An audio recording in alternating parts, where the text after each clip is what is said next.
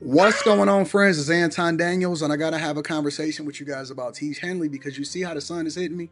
This is no finesse, no makeup, no filters, no none of that. This is 100% Teach Henley.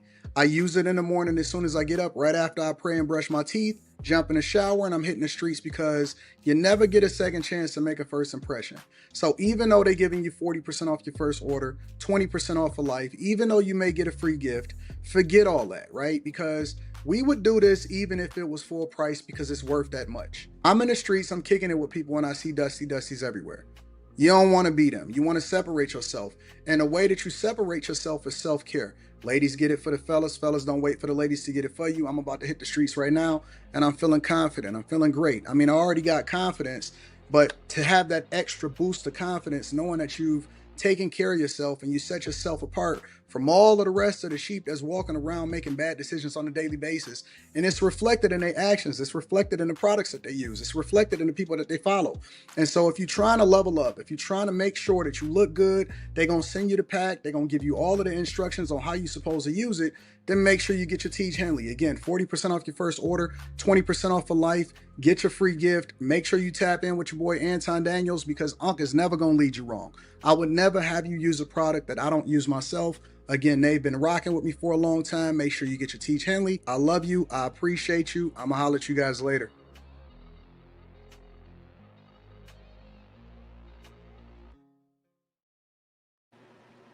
What's going on is Anton from antondaniels.com. Maybe it should be Anton from After Hours. Anyways, me and my friends are on After Hours. I got Molly, Q Diddy, Carrie, Slimmy, and the building. What's going on, friends? What's popping? Chilling, chilling. How Everybody. y'all feel? Hey, hey. Doing good. Got a range of different subjects that I'm gonna tap in with y'all about. Some just tongue in cheek, others pretty interesting, I think. I'm looking a little dusty because my camera is missing. Actually, my stand is missing for my camera, but I ain't gonna trip about it. It's After Hours. How y'all feeling? What's the word? Oh man, I'm good. I'm still tripping on I'm still tripping on the Lakers trade. That kind of blew my Yeah, mind. that's a big thing. It's a lot of people that got a Who lot of got theories traded? about it. Luka Doncic for Anthony, Anthony Davis. but Either one of them. I had started deep deep dive into it and yeah, they was tired. They got fed up with Luca and they didn't want to give him the supermax. Some people are saying that it was an inside job. I think that it had more to do with the Supermax than it had to do with Luka Doncic himself. I think that the NBA is becoming so expensive.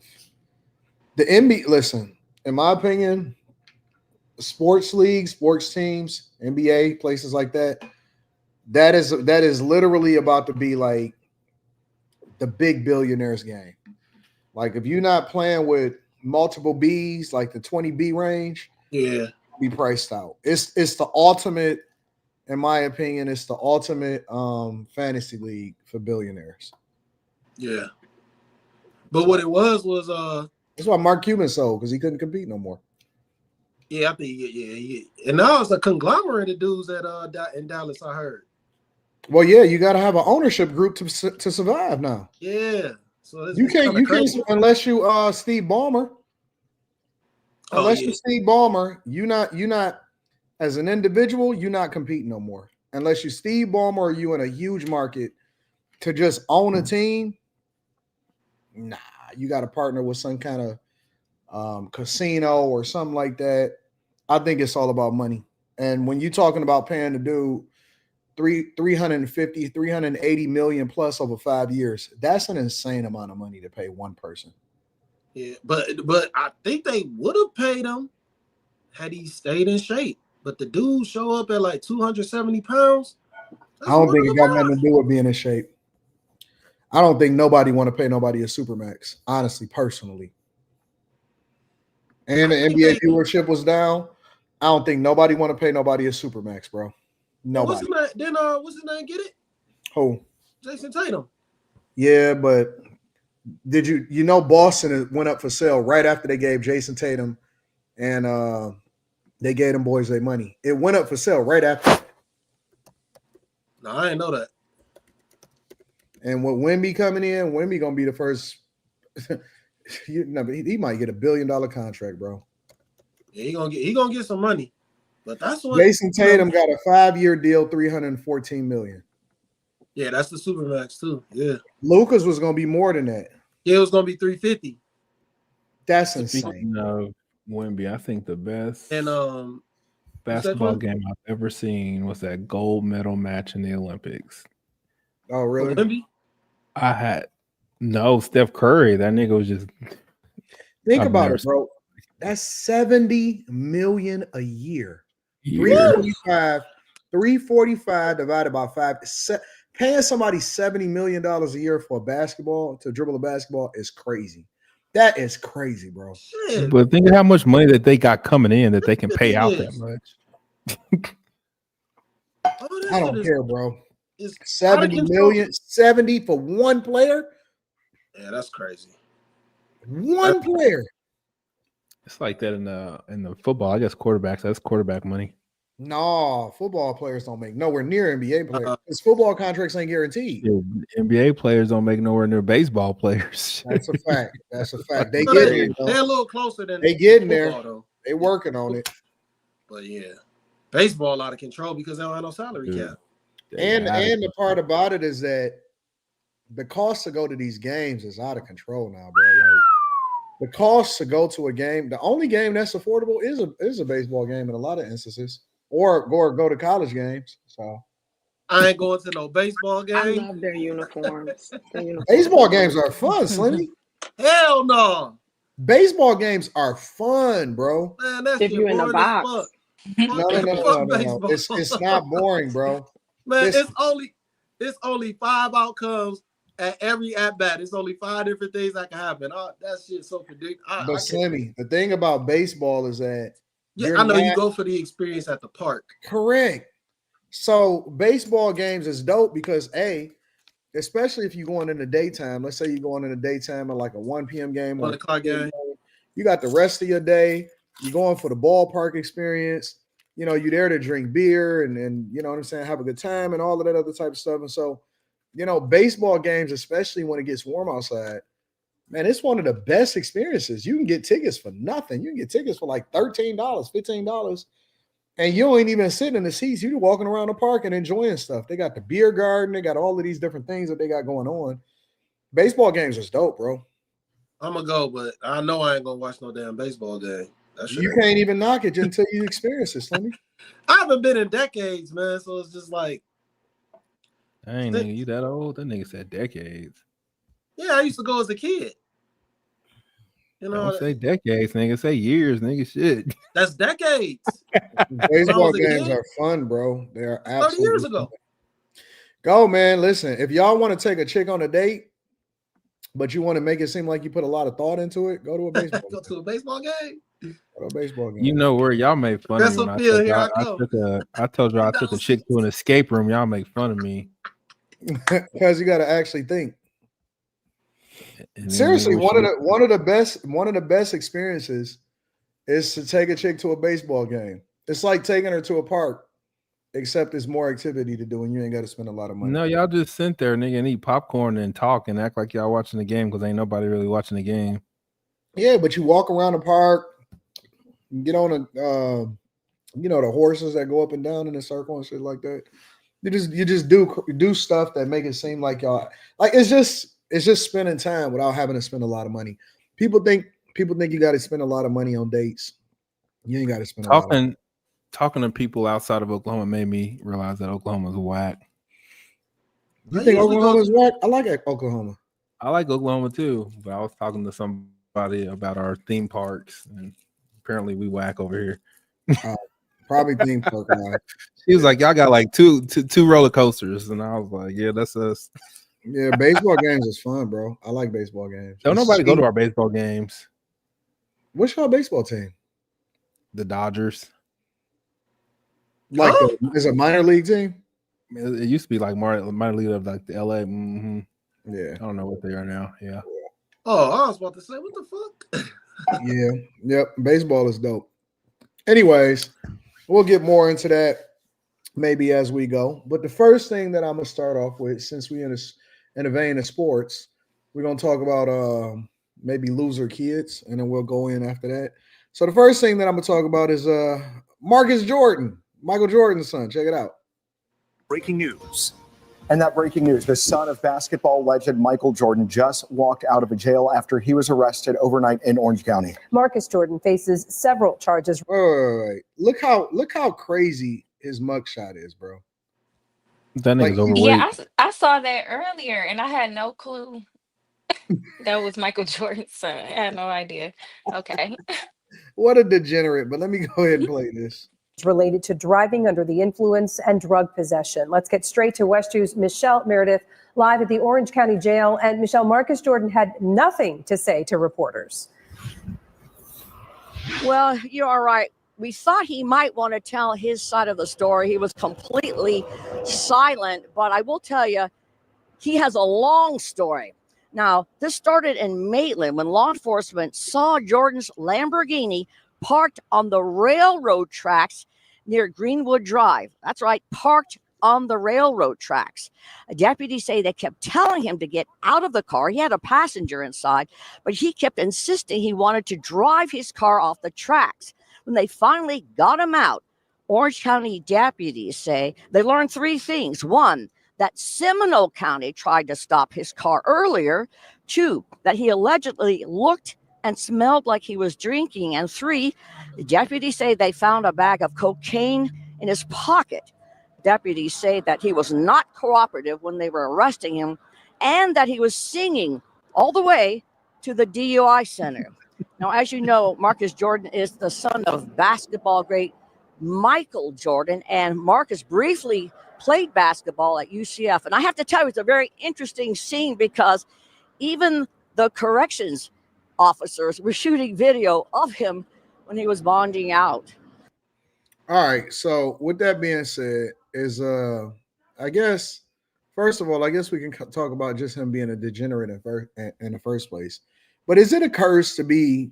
Do y'all think that it would be a curse to be the son of superstar or very prominent parents? Hell Yes. yeah. Hell yeah. Jaden Smith at the Grammys is a prime example. Yeah. No, it's not. It's not though. If Magic he didn't wear that Johnson's big ass son. thing. No, that's not true. No, those are two horrible examples. I beg They're to differ, horrible. but okay. Because one of the dudes stick out because he wore a house on He his wore a fucking house head. on his head. And then the other one sticks out because he's a 6'8" transvestite or whatever you call them. That's like that. No, Marcus is like he's just a normal guy. No, He's not a normal guy. No, okay. Yeah, I think I Comparatively think to what you to your rather example, normal. he's just a normal guy living life. He ain't doing weird shit to stick out. Yeah, I have to disagree. But your father is extremely famous. Like, who doesn't Nigga, have but he's his not shoes wearing on their houses on feet? his head. He's not like a 6'8" nigga with stockings on, nigga. But you can't just do whatever, though. I agree with your sentiment, but your examples were horrible. Okay. I'm about to pull up Jaden Smith. He just gonna be under more scrutiny, but he wore really a castle. He just really just be doing He this. wore a fucking castle, nigga. Oh, my bad. Castle, not a house. What the fuck? Like, what is that? Like, what are you? No, hell no. You're not gonna tell me Michael Jordan's son is You can't compare the two. I know exactly. Nowhere near Exactly. this. And this is not the first instance of Jaden. Man, the stuff he be doing with Justin Bieber? Hell no. Yep. Hunter like that. Biden, his dad is super famous. Look at him. You say who? Hunter Biden. Hunter Biden. But do y'all think it's a curse because Hell yeah. Yes. Hell yeah. he didn't just get caught. Marcus Jordan didn't just get caught with a DUI. I mean, with a DUI alone. Motherfucker had cocaine with him. I mean, man, He probably forget about it. he's still just a dude just living his life. Like, He he was drunk. wasn't asking for attention. He I wasn't can't- I like, definitely hey, look can't at this judge nobody house on my getting a head. DUI. I got two of them. So Okay, so But wait, you think can't about crash it. out. You got 2 DUIs? Think about it. He Yeah. DUI with cocaine, Lamborghini on the railroad tracks, and this dude was just fucking with Scottie Pippen's ex-wife. Oh yeah. You know what I'm saying? Like it's just crash out season for him. Like I've never heard of Marcus Jordan like, oh man, he doing so well. Like and the reason that I say that to an extent though, and the reason why this question, in my opinion, is kind of relevant, is because I think about all people, whether you have money or not have money. Like when I think about just a few weeks ago, I think we was talking about Martin Luther King's daughter. Like she can't go around and say, yeah, I'm Martin Luther King's daughter without somebody sizing her up like, damn. You know what I'm saying? You supposed to be better than this. You Martin Luther King's daughter. Yeah, that's why when she was commenting on Sexy Red in general, it's just like, what the fuck you doing that for? Why are you even talking to her? Yeah. So I don't know. Sometimes it seems like it could be more of a curse and a blessing. A lot of times to be the daughter or the son of somebody famous. Like the expectations is astronomical. Marcus Jordan was never going to meet expectations. Now, Tiger Woods' son, he seemed to be the man. I didn't even know he old enough to play. Oh yeah, Tiger Woods' Charlie. son, That nigga Charlie is the shit. Tiger Woods' son ain't no fucking joke, bro. Oh, that nigga's no joke, man. Tiger Woods' son, and then you got There's no point. I think at the end of the day, it still boils down to parenting. And I think that, No. yeah, I think it boils down to parenting. And I think that if you have a child who, if you're famous, especially if you and the spouse, like Will and Jada, if both of y'all are famous, then it's almost like you have to be extra intentional about how you raise your children and what you ground them in.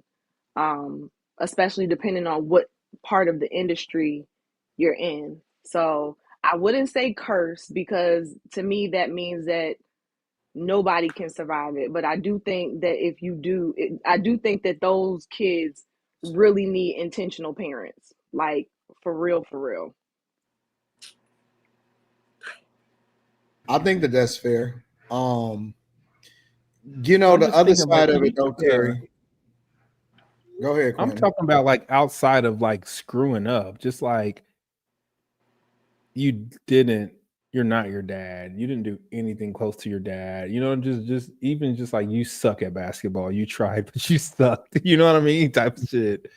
Like even just outside of getting in trouble, like it sucks to be them. You know what though? I think that the other part of it though is a lot of these kids be wanting to be famous because of their parents. Like Marcus, like Michael Jordan got more than one kid, but you only hear about Marcus. Yep, but you only hear about Marcus because he was dating Pippen. He was dating Pippen's ex-wife. That's the only reason we know about Marcus. No, man, I don't know about Marcus outside of him dating Scottie Pippen's wife. Are all of Michael Jordan's kids? He got 5 kids. All from the same woman? No, I don't know if he all from the same woman, but I know he got 5 kids. According to people, he has 2 sons and 3 daughters. Let me see. I'm gonna put it up on the screen real quick for y'all. He got 2 sons and 3 daughters. I think they'd be low key. There was one of them that played like for like a lower level, like this is college. This is like He got a grandfather of 1.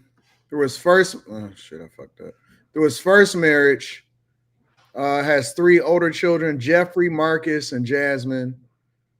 And then he has twin daughters, Victoria and Isabel, 10 in the 2014 with his current wife.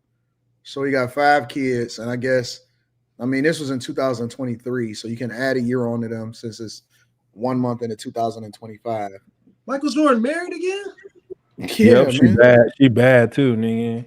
I didn't know he upgrades, married baby. That white girl. I thought he had a girlfriend. He's been with her. He married her. 2014. She bad too. I didn't know he married that white girl. That young white girl. Yvette Priesto. Damn, that's crazy. I don't know why he would get married again, but yeah, I thought that was just his girlfriend. No, she bad. Yeah, she bad. It's that one chick that I'm thinking about. Like, she was nice looking. Let me ask y'all another question though. Here's an unrelated question. Do people that get married early or before they become significant famous, it don't matter if they're sports, whatever it is, no matter what they do, and let's say that they wind up getting a divorce, does the guy always upgrade and the girl always seem like they downgrade? Let me think. Well, yeah, when the dude is well off, yeah, because you can't get another him. Because Angelina Jolie ended up with Brad Pitt after she had wasn't she married first? So like Billy Bob Thornton. Brad Pitt is the same nigga. That's like an even exchange. No.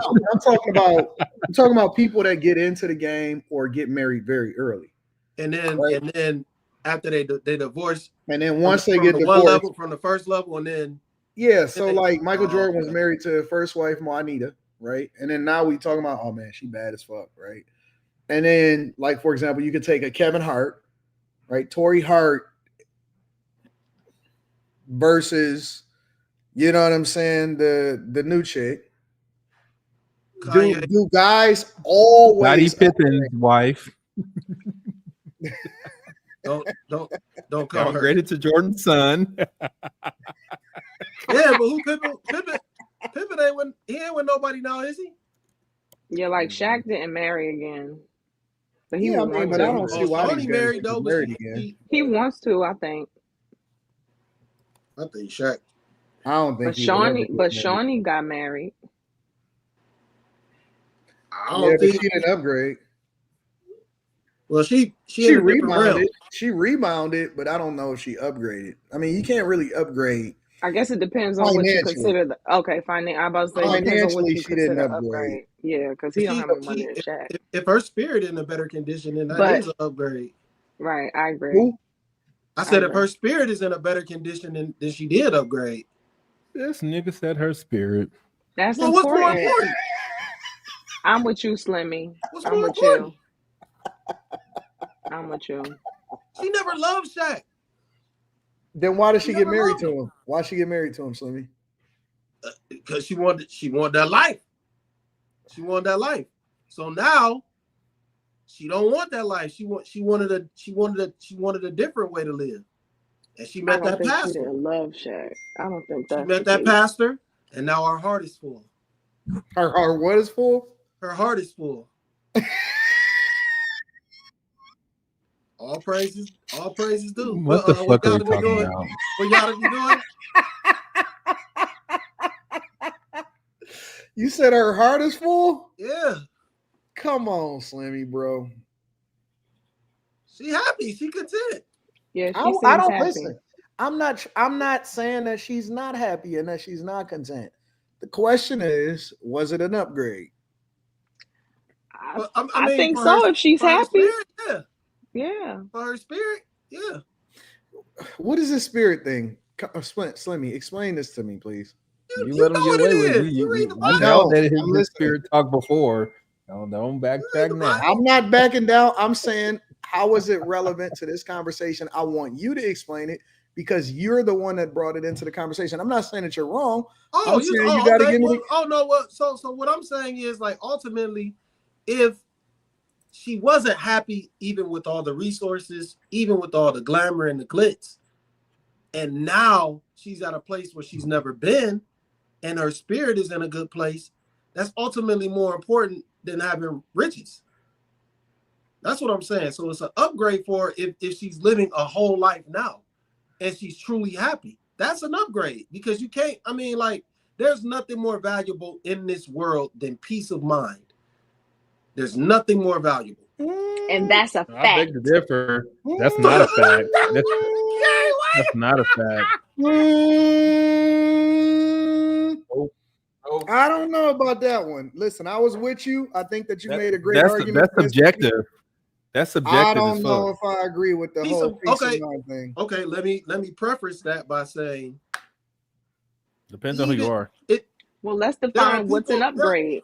There are people who are in situations where they're with the person who was able to provide for them and they had all the success, but they ultimately they're not happy with that person, even though they're living a life then that that they means never that they need expected. to. That means that they need to change their mindset and get with the program. Because let me tell you something. I've had peace of mind.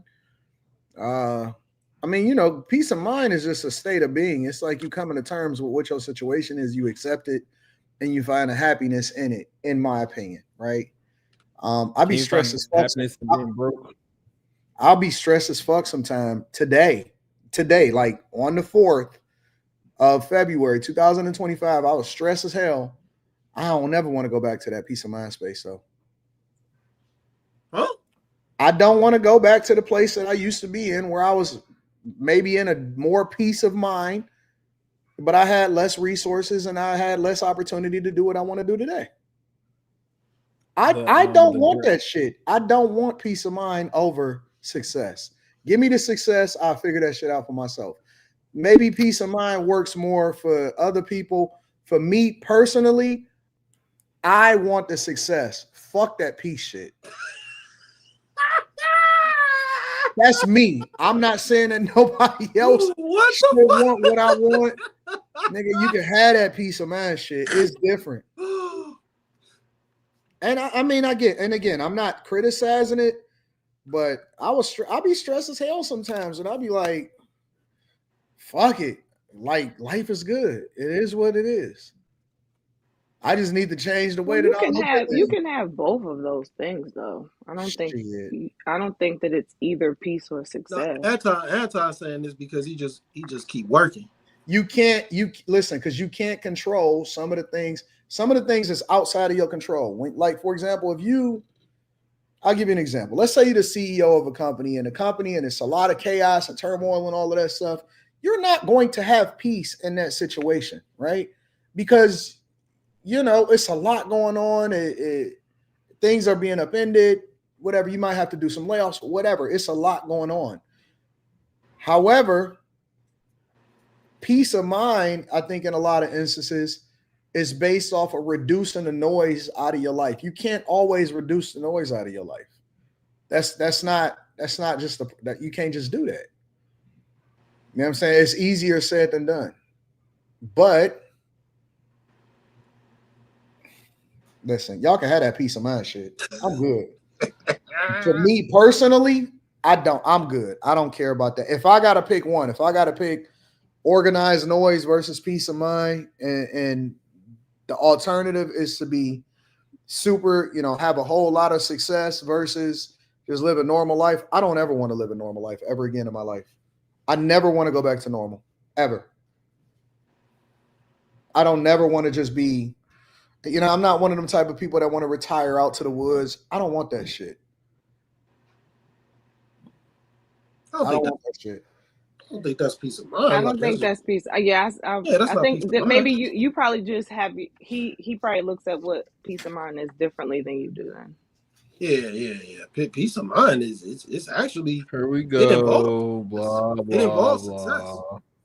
You said peace of mind is not about success? No, I said it involves success. You gotta. That's what I'm saying. I guess every situation is different. That's why I don't say that. I don't think that that's a wrong answer. I'm just saying that I want everything. You can have peace of mind about any situation. You can have peace of mind about being broke. What? You can. All it is coming at pieces with your situation. That's what I said. I agree with you, Quentin. I agree with you. Yes, you can. Yes, peace of mind has nothing to do with success. It doesn't. But you can have peace of mind that you're a piece of shit. I think it's much easier to find. I believe that it's much easier to find when you don't have a whole lot going on that will require you to manage multiple things to be successful. It's much easier to find peace of mind when you live a much simpler life. People that go to work every day that have lowered their lifestyle, they maybe have 30 years of a mortgage. They're going to make 360 payments. They live a regular life. They drive a normal car, and kids go to public school. If, they may have one or two kids that go to public school. They may got some credit card debt, but they get to go to Thanksgiving dinner and they get to go home every day and see their kid, and they can't wait to get home. That's peace for them. And I love that. What do women say? I love that for you. I don't want that shit. Thing. Yes, it's so I don't want that like, shit. I don't want that shit. I want to listen. One of the best times of my life was when I passed out in Vegas because, and I had to have my people that was around me come and pick me up and take me to the hotel room, and I didn't even know how the fuck I got there. And then I woke up and Rita was like, "Boy, you crazy," and I was like, "Let's do that shit again tonight. Fuck it, let's go again tonight. Let's do it again tonight." And I didn't even realize it until I looked at the camera footage. Why you pass out? Because I was drunk as hell. And you said let's go. I overdrunk. I didn't know that I had hit a limit. It was the first time that I had hit that limit, that threshold. And so I was testing the limits apparently, and it didn't go the way that I thought it was gonna go. So, you know what I'm saying? We had to recalibrate. We jumped in the shower, we took a nap for 45 minutes, and we hit that shit again that same night. That was one of the most fun times I ever had in my life. And I didn't even know what happened the prior 4 hours. I'm so confused. Yeah. What are you confused about? What about those nights? So the opposite of that is peace, which you don't want. No, what I'm saying is that access a lot of times, or opportunity, or resources often at times, because there are people that have resources that don't do all of that shit. I don't want that life. I don't want to live a normal regular everyday life is what I'm saying. And you're much more likely to live a normal, peaceful, regular everyday life when you're not doing things that generate a whole lot of revenue, or you don't have a whole lot of responsibility. You got a few responsibilities, you take care of your business, whatever, so on and so forth. That I'll explain it this. I'll explain it like this. There's a lot of women that say that they want a man with resources, right? But they don't really know what comes with that lifestyle. It's a different type of life sometimes when you get with a guy that have a lot of resources, but then you're afforded things that other people are not afforded. For example, you may have a guy, and I'm sure that it's a lot of people that can agree with this, that may not necessarily be home every night like a normal everyday guy that is going to be home with you every single night. For some women, having a man there at home with them every single night is peace of mind. That's a part of it, right? Well, I think so. I think that peace is definitely subjective then, because I we didn't agree say with peace. what you We said peace of mind. That's the peace and peace of mind. Two totally different things. And even if they're two even if they're two, well, first it was peace, then it became peace of mind. But either way, I still think that both are subjective. But I actually agree with what you said at first, Anton, that and I think you said it too, Quentin, like you need to be able to have that regardless of what's going on. Like, to me, peace is something that you can get into regardless of the ups and downs, the ebbs and flows of life. Period. But it's much more difficult to manage through, right? If there's so much going on. A woman can have not necessarily true though, Anton, because for some people, like, the opposite of peace is just anxiety. It's worry, it's concern, it's anxiousness, and but you can live. Okay. No, I would agree with you. I'm just saying that somebody who's living a regular life may actually find themselves struggling with finding peace than someone who is living a successful, moving life. So I 100% agree with you. I think that it's people every single day that struggle with whatever their circumstances are. What I'm saying is, I think you're much more likely to find that peace of mind when you don't have as much noise and chaos going on around you, is what I'm saying. It doesn't absolve people that live regular everyday lives from from missing that peace of mind, because again, like you said, it is subjective. I think it's much more easier to find it when you don't have that. Like, I think that it's when you see people a lot of times, like we'll look at True Hollywood Story, what happened to them now, right? People get money and then they crash the fuck out. Their whole lives is ruined. They get more addictions and all of this other type of stuff, right? More access, more likelihood of you crashing out. That's why I'm saying that a lot of times people that may not live that life, they are kind of sort of insulated and protected from it, even though they don't have access to it. It doesn't mean that they don't have their own problems, but I think that it's much easier to be able to tune out the noise when you have a regular life. Well, or tune out that noise. But I mean, So I get what you're saying. I just think. You think that people that I would argue that Elon Musk, who is largely considered on paper to be the richest man in the world, I would argue that motherfucker's life is absolute chaos. I don't think that there's any number that he gives a fuck about when it comes to money. I don't think he cares about money anymore. Money is not even a thing that he thinks about. I think that his life is so fucking hectic and his life is so crazy that at this point in his life, he's trying to figure out what his purpose is. And that's one of the reasons why he's taking on some of the responsibilities that he's taking on that he don't have to. Mm-hmm. Like people would argue and say, well, it's making billionaires rich. Elon Musk don't give a fuck about getting richer. You hear Bill Gates on a regular basis talking about changing the world and having purpose. I've seen Vivek Ramaswamy on Aiden Ross's channel saying that once you reach a certain threshold of money, because he's a billionaire, he said once you reach a certain threshold of money, now you're trying to figure out how it is that you can make the world better. Hopefully, if you're a good person, how you can make the world different based off of how you're using your resources and your influence to do it. So I would argue that Elon Musk's life is probably fucking and probably chaos, absolute chaos. Nigga got 8 baby mamas. You know what I'm saying? Like, I bet you his life is 100% a shit show. He got 8 baby mamas.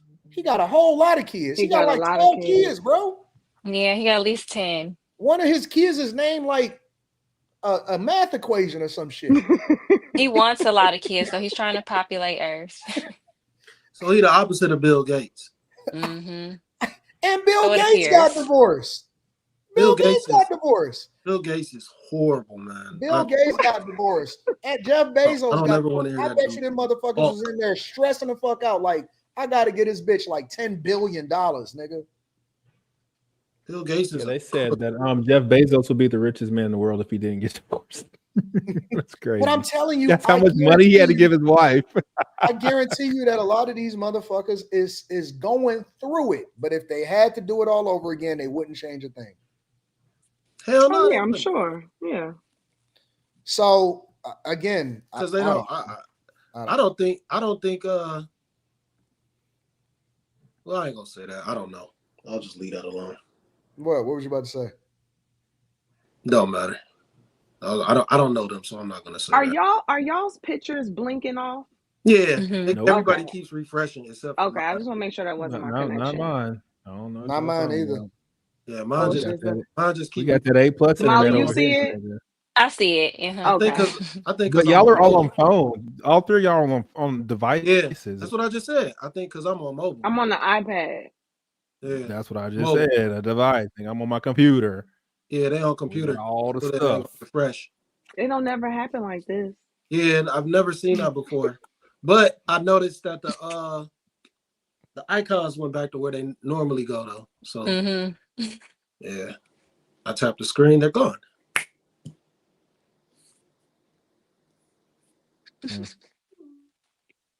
But I think Elon Musk. I think. Damn, eight baby mamas is. He probably got more than that. That's probably just the last time I checked. But I don't know. I know he has 2-digit kids. Like I'm quite sure he has like 10, 11 or something like that. He got a bunch of kids. They said he got 12. What the fuck, man? He might, or unless he just has some twins or something. He need all that money. Hell yeah. But I did hear billionaires, after they get so much money, they kind of do lose their purpose because it's like they don't know what else to do because they have everything. I think that it's a lot of people aimless. It's a lot of people that's aimless out here. A whole lot of people, I guarantee you, they aimless. But again, like, I don't know, man. I think that, I don't know. Y'all might have a point about Shawnee and her peace of mind or whatever. But I will say, I don't think that her peace of mind would come if she was with a nigga that wasn't at least having resourceful. If she was with a regular guy, I guarantee you it wouldn't be the same peace of mind. Because even though the dude ain't Shaq, you know, money wise, you know what I'm saying? He's still popular. He's still famous. He's still, you know what I'm saying, get a bag. I'm just talking about his spirit, man. I don't know what he got in his wallet. She just seemed happier, man. I was just looking at her. I bet you she is happier. I mean, maybe she is. I don't know. So, anyways, let me read some of these super chats and then we can move over to the next part of the show. Some dude, whoever betted $50 that I was going to crash out before the first super chat, and go ahead and send it over. Yeah, send that so we can cash out. And AD, what in the world 2K and his guest and he got? What 2K got going on over there? Larsa got Marcus on that booger sugar. I bet you she do. I guarantee you she probably did get him on the booger sugar. Manuel AG says, hey, Michael need to get a DNA test done on that one. Don't look nothing like him. He don't look like his mama either. Abe the Hunter says, you said it earlier, AD, a daughter get what she wants and a son, S-O-N, son. I'm guessing that was a autocorrect. Should work for his son. Yeah, it was autocorrect because you got it right on the second time. Different and work for his son don't do shit, man. I don't even know why you got a Lamborghini. Abe the Hunter, shout out to you. I appreciate you. Shout out to Mika, says Meghan Markle upgraded to royalty after her divorce. But then she was miserable, they say. Damn. I don't know. Shout out to Tazi. Tazi says, my beautiful people, how art thou? We are doing phenomenal, Tazi. Thou art great. I'm about to start talking medieval too. Ms. Robinson says, I'm open that I might be wrong, but men's peace of mind on how we get there is through endurance and how we advance by ourselves. Women are different because they are not leaders. Peace of mind with them depends on the type of man that they're with. I agree 100%. Yeah. I was going to say something similar to that earlier. I was about to say, men, technically, we get peace of mind differently, but, you know, that's why I'm saying Shawnee, she definitely can have it. I 100% agree. Dennis says, peace of mind is whatever makes you comfortable, untroubled by worry. Peace for me is thinking for myself and being able to make my own decisions. Didn't Shawnee O'Neal play loose cannon, 50,000 for that good D? For that good, oh, that's Kamala Harris crying. For that good D so she could become the pastor's wife. I don't know nothing about that. Huh? I don't know what he's talking about. Shout out to 2K. All right, I'm gonna drop the link in the chat for you, 2K. Got you. Well, I'm pretty sure MJ daughter is a baby mama, says Fahim Jackson. MJ daughter is a baby mama, really? And shout out to Class C Beats. My dog says, what's good, family? Y'all better leave my dog Slimmy alone tonight. Let me get 2K in here. Promise you it wasn't that funny. Let me get 2K in here. Oh, he's talking about that Elmo shit. 9 times out of 10. Let's see. I'm gonna just cook me with that shit. All right, so that's for 2K. And all right, y'all got anything else that y'all want to say about that before we wrap it up? I still think Michael Jordan's Marcus, I still think he's just a regular guy. He's under the scrutiny of being Michael Jordan's kid, though. So everything he does just... I don't think he want to be no regular guy. He's not a regular guy, Slimmy. He never would have went to school with people like us. He's not regular. Huh? He never would have. He wouldn't have been allowed to hang out with regular people. He is not regular. No, how do you know this? What? Marcus His father is Michael Jordan. Son? That doesn't mean he doesn't hang out with regular people. He went to Georgetown. What are you talking about? Stop, bro. Stop. Growing up as a child. He was on the team. He played college ball. He was Michael Jordan's son. He never went to regular schools. Marcus Jordan was never a regular person, bro. How do you know he didn't go to regular school? Michael Jordan's kids? It's just common sense. Nigga, I know rich people's kids that the Thunder's basketball players go to regular school. We're not talking about rich people. We talking about the greatest basketball player of all fucking time, bro. Hold on. That's none of his kids went to regular school. Y'all don't know he didn't go to. Y'all don't know what's regular. There's Marcus regular people that go to private school. Freaking, you know, Jenna, her son goes to school with the freaking Thunder owner. What are you talking about? But Jenna's kids, listen, I don't give a fuck. Jenna's kids are not Michael Jordan's kids, bro. Are you listening to me? Your assumption is that everyone he went to school with is not regular. That's not true. I'm not talking about everyone he went to school with. I'm saying that she said he didn't go to school with regular people. When you are the kid of certain people, when you the kid of Floyd Mayweather, when you the kid of Michael Jordan, words matter. Y'all just when you the kid of Tom Brady, they live in a bubble, Quentin. When you the fucking kid of Tiger Woods, you will never be regular. I didn't say he's not regular. You live in a bubble. Your social circle is small. What does that mean? What's regular? Dog, this nigga is driving a Lamborghini. A high-end Lamborghini. That nigga ain't regular? What the fuck is y'all talking about? Words matter. Words matter. You can't just say Michael Jordan's son came out of the ball sack of Michael Jordan. How do you know that? He's not regular. How do you know that the cafeteria lady's son didn't go to school with him? For real. Because it was free. You don't know that. You can't just blatantly say he didn't go to school with regular people. That's so dumb. Why are you talking over me, Anton? Nope, because you said it. You said Marcus Jordan is just a regular guy living a regular life. No, he not. That's not what I said. Actually, Stimmy said he was regular. I didn't say that. I didn't say that. I didn't say he was living a regular life. I said he's just a regular guy. He's not a regular guy. The nigga is driving a Lamborghini, fucking with the booger sugar. They don't do news stories. Listen, they don't do news stories on regular people, bro. That's what I said. He's just a regular guy. Everything he does though goes boom because he's Michael Jordan's son. He's not trying to be in the spotlight. Okay. I'm gonna be open to the possibility that I'm wrong. What makes him regular, Slimmy? He's not trying to be in the spotlight. Look at that. He is. How? The nigga was out here in the streets parading around with Laura, whatever the fuck her name was, Scottie Pippen's ex-wife. The nigga is walking around. Come on, man. Stop, bro. He was looking for all of the spotlight. He was looking for all of the spotlight. Come on, bro. Slimmy, he is riding around in a Lambo. Yes. What is that? So your assertion is everyone that ride around in a Lambo is not doing regular shit. That's what your assertion is. Because I got niggas that's regular shit. I know regular niggas that I know that just rides around their Lambo and it's not a big deal. Or cocaine and drugs in their system. You don't know a regular nigga with a Lambo. He didn't expect to get caught with cocaine and drugs. What are you talking? I know tons of people do cocaine and drugs. He thought he could get away with it.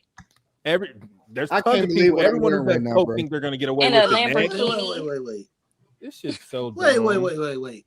So everybody, y'all want him to be regular so bad. I don't give a fuck. What makes Marcus Jordan and the way that he lives his life? The nigga be out here with the paparazzi looking for the clout. Nigga was in the club with Larsa Pippen. What makes y'all think he don't date regular chicks? The nigga don't drive regular cars. What makes y'all think that Marcus Jordan is living a regular life or he's a regular guy? Well, number one, the pure fact that you're using such a subjective word as regular is why this conversation ain't gonna go nowhere. No, it's not just that. It's not. We all know the context. Name a regular nigga you know get caught with cocaine. In a Lamborghini. Regular niggas don't do cocaine, okay? You got to name a nigga literally who got caught in Lamborghini with cocaine. I can name a nigga what? If you really want do we know? Do we care about him? I don't want to put a name on the internet, but I can name If you're telling me that you can hold on, listen to what Quentin just said. Listen. Quentin is not even hearing himself right now. He said, I can name a regular guy that got caught with cocaine in a Lamborghini. Whoever the fuck you know ain't living a regular life. What the fuck is you talking about, Quentin? Regular people don't get caught in a Lamborghini with cocaine in their system, nigga. Whoever you can name, it don't even matter. That's not a regular guy. Yes, it is. It's not. He don't even have a sense of reality of how much money is worth. That nigga's car costs more than the apartment he parking in the garage. Yes, it is. How is he regular if his car costs more than the apartment that he park in? Because that nigga can afford a car, but he can't afford his apartment. That nigga. What do you mean? Did he come out of Michael Jordan's nutsack? Why these niggas know regular? Nigga went to public school. Would you leave your bitch around, Mike girl? He went to public school. Nigga, no. No, so he did not. Marcus Jordan did not go to Jeffrey Jordan and Marcus Jordan. They went to Loyola Academy it's in not a regular school. Wilmette, Illinois, and Whitney Young Magnet High School in Chicago. So the Loyola school, that's a private school. Loyola Academy is a private school, but the other school, it's public, but it's very selective. It's a magnet school. It's like ranked 3, I think they said. Does it have a tuition? They went to a special school in order to hoop. Let me see. Number 3 in the country. That's not normal. It didn't say in the country. It said in Illinois. You are good enough for that. Okay. In terms of basketball, that's elite. Basketball. That's what I'm saying. No. Listen, dumb dudes ever since third best in Illinois. Since the day they've been born, ain't nothing ever been regular for them. They don't probably even have a sense of what $1 is worth. I don't even know what hamburger health is. Man, he went to public school. It's a public school. Okay, cool. All right. But but not every kid can get in, though. It's not selective. Yeah, it's not regular. Public school. It's a public school. No. Not all public schools are created equal, Slimmy. You got public schools in the slums. It's the 9th you got the best upper echelon in the U.S. I got a high-end public school. Like, they built the school in my neighborhood to keep broke kids out. So it's a high-end public school. There's no broke kids there. It's in the middle of my neighborhood. Since they've been born, those kids have never. What you think that they could relate to any other regular kid? What we call a regular kid is not them. You're changing Slimmy's point. You're changing the sentiment of what he was trying to say. Yes, you are. Okay, what was he trying to say?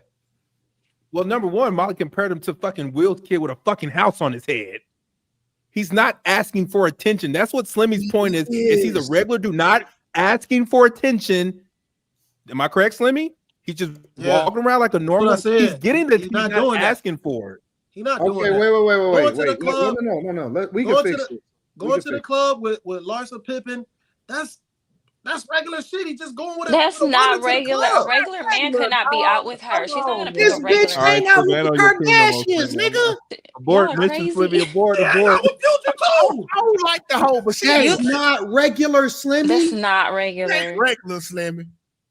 What are we talking about? Y'all are missing what y'all thinking about who it is and not what he's doing. Going to the club is regular shit. Because who she is, Slimmy. Going to the club is regular shit. That's regular everyday shit. But not everybody can get in certain parts of the club. I'm sure he's not hanging with the general public, Slimmy. Come on now. He probably be in a skybox in the motherfucking club. You don't even know he's away from the peasants. Come on. You don't even know he there. Right. Look at this shit that he all in the news for, bro. Hold on. I'm not in a bathroom. Let's go. Yeah, Whitney Young Magnet School. It's a public school, so there's no tuition, Molly. There's no tuition. Okay.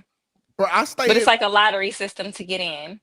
With magnet schools. It's like an application. You have to do their application process. Oh, yeah, it says applicants may need to take most special magnet tests. Schools, like we have one here. It's called Class and SAS.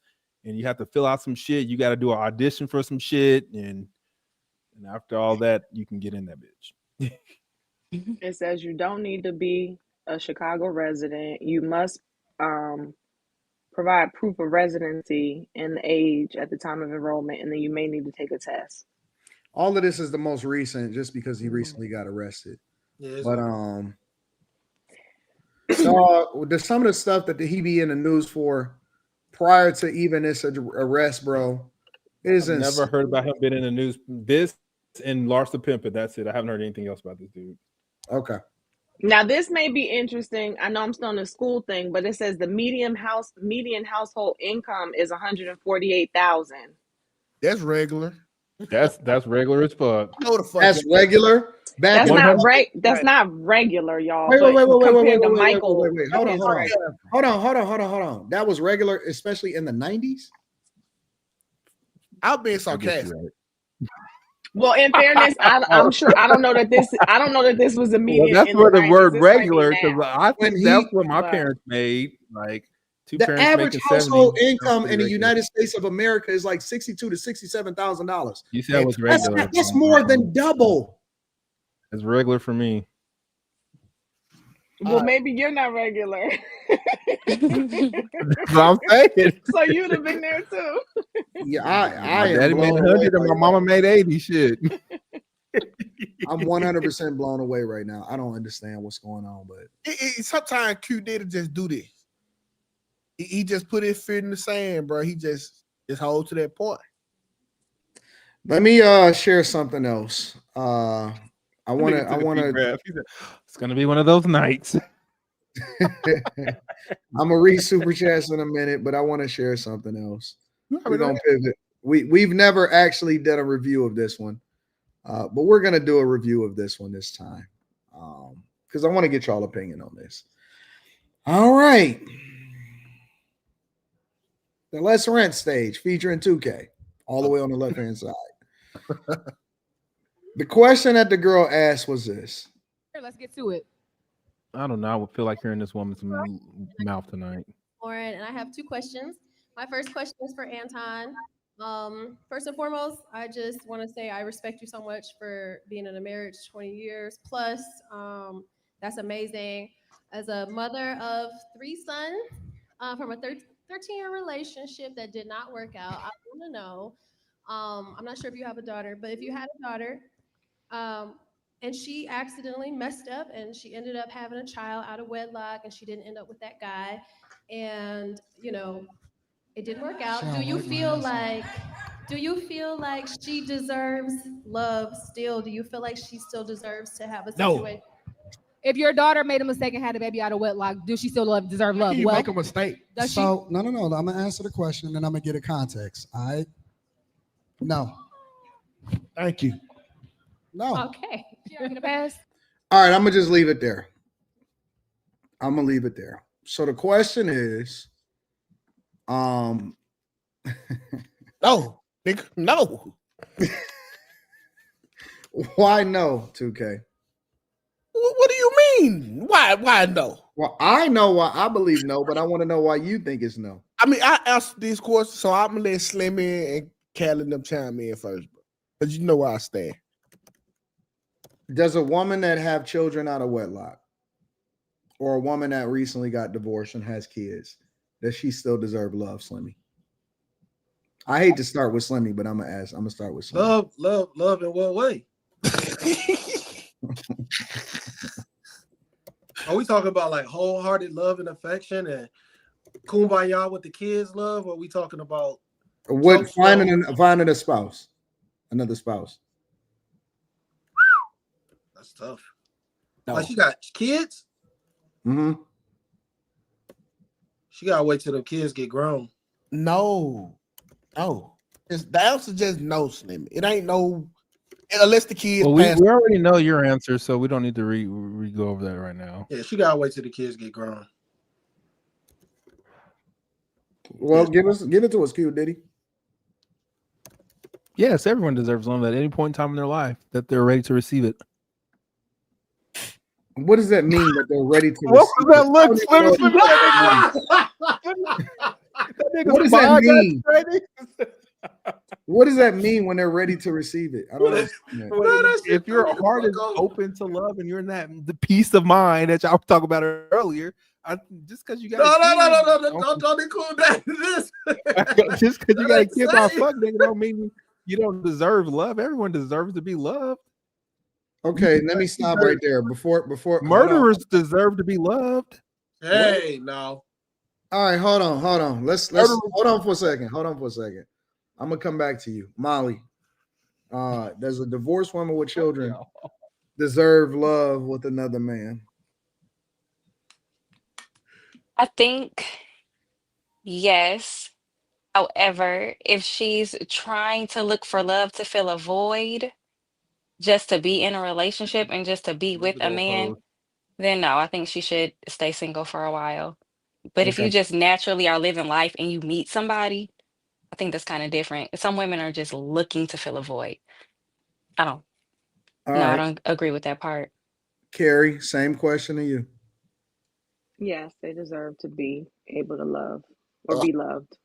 Okay, give me and the don't context. add a caveat that's not there, like Molly just did. You can't tell her how to answer the I question. don't have a caveat. If they did Answer something, it how you want to answer it, Carrie. Oh, I mean, as long if they did something they shouldn't have did to get into their predicament, they need to repent, ask God for forgiveness, and they're good. Yep. Yes. See, Slimmy, and then I'm gonna go let 2K loose. Like I said, man, like she gotta wait till the kids get grown. I guess it all also depends on, like Carrie said, the predicament, how she got in that predicament. Like if she filing for divorce and she's being very ungrateful, she's not appreciating the man and what he did for her, I think she gotta suffer. Just keeping it 100 with you, I think she gotta suffer. Cause like when you go and you fuck up a good thing, I think you need to learn how to live with that. And you gotta go take your black eye and put some steak on it and wait a while. You gotta take that black eye. So like it depends. It depends on the scenario. She was a good woman and she got cheated on, and she just like, yo, and she keeps getting cheated on. Like she like, yo, I can't keep going. I can't keep going through this phase in my life. I need something else. I think that's a different conversation. I think that's different. But she can't keep going through. Well, what do you mean? Say that again? She can keep going through it over and over and over. It's okay. Your kid's there. Okay. What? Listen, dog. No, wait. What the fuck? The kids gotta see. We about to come back to this shit. This kid shit, man. All right. What are you talking about? Listen, bro. All right, bro. See, I don't get it. How can you niggas make a permanent decision like having a child and then leave them for a temporary emotion, like being sad or mad? That ain't gonna make the kid go away, nigga. What does commitment mean to you? Why are you assuming the woman left? I'm just saying. What does commitment mean to you? I mean, she stuck it out, and the nigga was like, "Fuck you, your box is trash now that you had a baby out of it." What? Have you ever got a pair of shoes from your homeboy and then hit the streets and say, hey, cuz I got on my homeboy shoes? You weren't never proud of that. Never bought you shoes. I can't say that I have. Your baby mama and be proud of her. You walking around with another nigga regret on your side, nigga. You walking around with another nigga mistake. And you hey, man, what's going on? You proud of another nigga mistake? Wait, what are you talking about, 2K? Now, I'm going to bed early tonight. No, wait. No. It seemed like you skipped it. It seemed like you skipped this step. I didn't skip the step. Can I use some leaves for the rest of the day? No, wait. What do you mean you walking around with another man's regret? You asked, do that woman deserve love? No. What do I look like walking around with another nigga mistake on my arm? Oh, you talking about I have a question for you. Since you say she don't deserve love, who deserves love? The women who still with their baby daddy. And guess who she getting it from? Her baby daddy, nigga.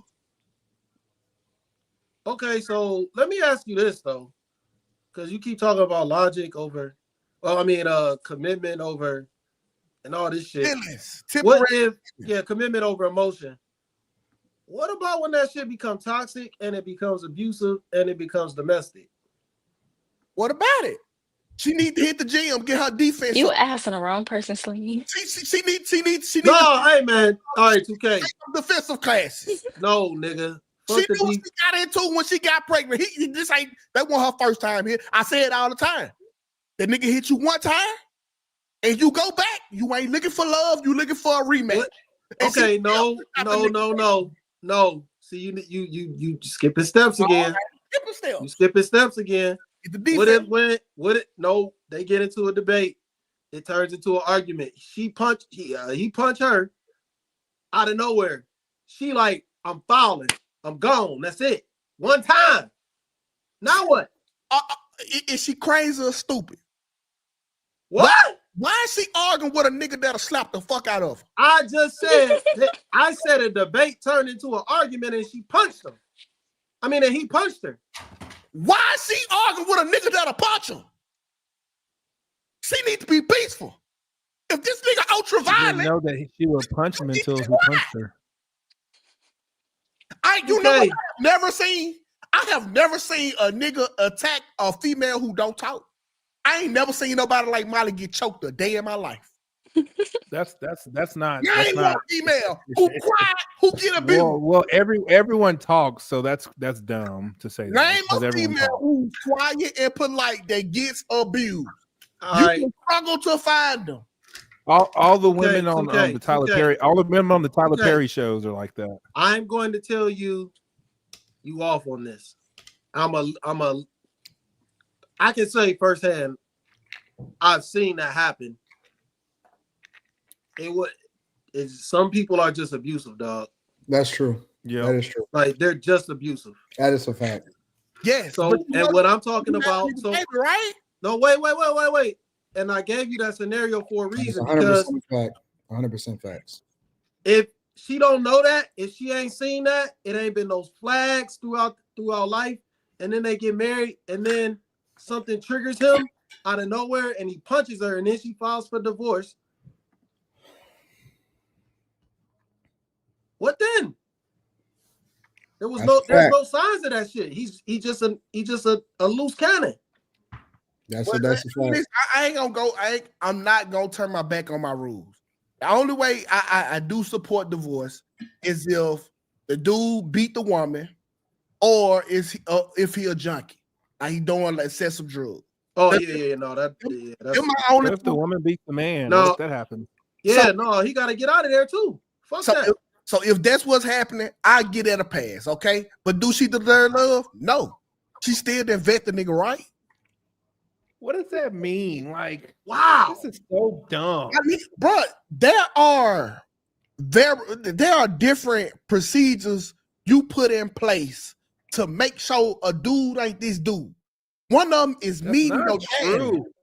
That's not true. I just told Humans you are the ultimate like changing variable in all these relationships. And the pure fact that you said that at this point in time, this dude has shown something that he's never done before. Therefore, this person vetted wrong is wrong. Like, I'm sorry. Like, I was that dude. Anyone who meets Quentin, anyone who meets me and I tell them what I've done to a woman, they're so fucking confused. I'm gonna mute Quentin on that.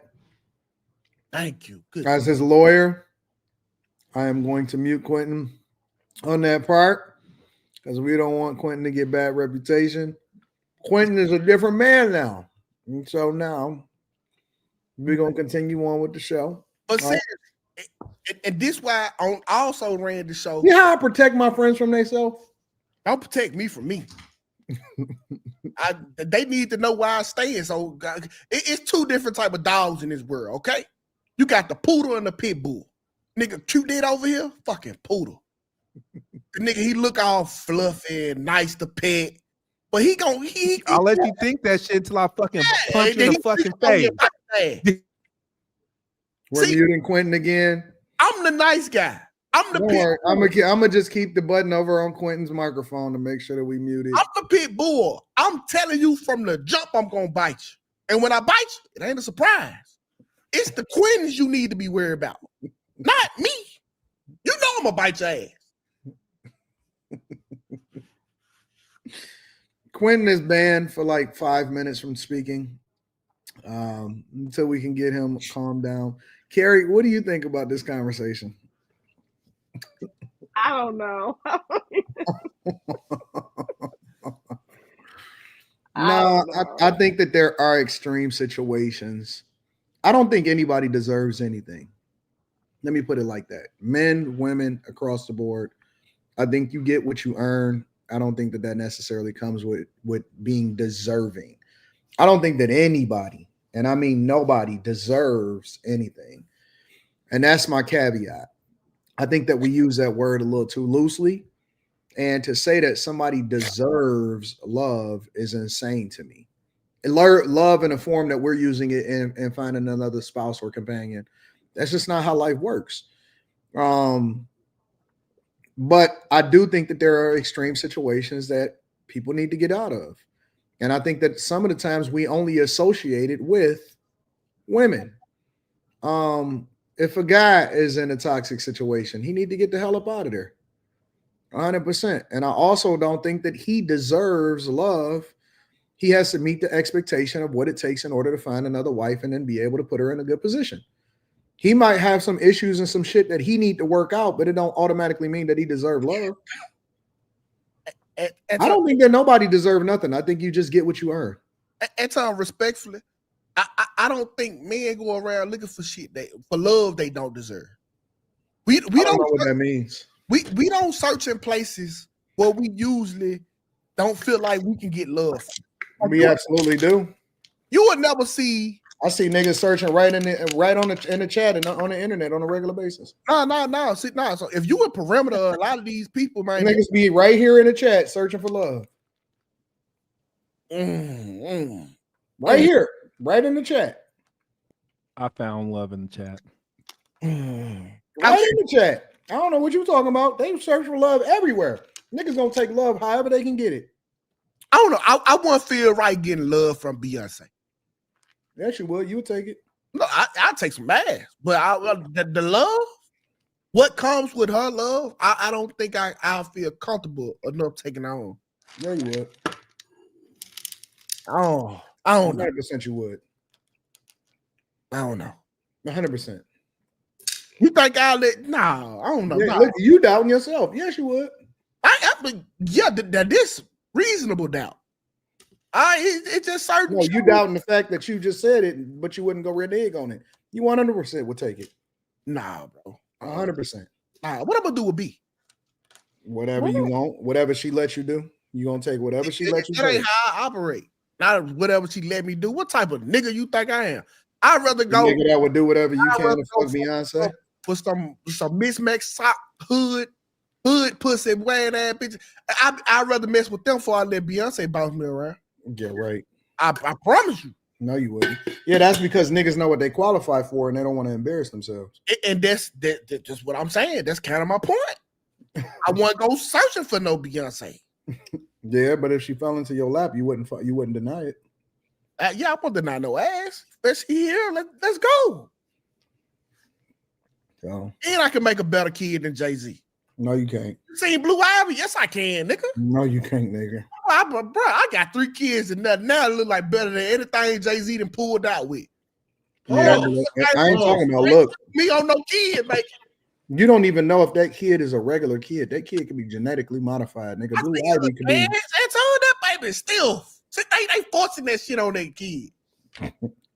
I don't talk about kids, so I'm different. I ain't talking about kids neither. I'm just saying I make better kids than Jay-Z. These are facts. Now, how do you know it's you? My nigga, because your wife. Same way every time, bro. When I nut, I turn to the right and I let it sit in for 3 seconds and pull out. Cute baby every time. Every time, cute baby. Cute baby. Turn to the right, 3 seconds, pull out, cute baby. If you do anything else, your baby come out with Down syndrome or something. I'm telling you, do what the fuck I say. Do what I say. Turn to the right. Slimmy don't want kids. Well, he don't need. All right. Why you looking like that, Molly? Listen, cuz, hey, I did a lot of crazy shit in my life, but I got cute kids. I ain't gonna lie. My kids, they cute. Shout out to you. They are. All right, y'all ready to move on? Because 2K wrong. As usual. Quentin is crazy. Go ahead. You off of mute now. Am I still on punishment? Was my question. No, you're not on punishment no more. That was your question?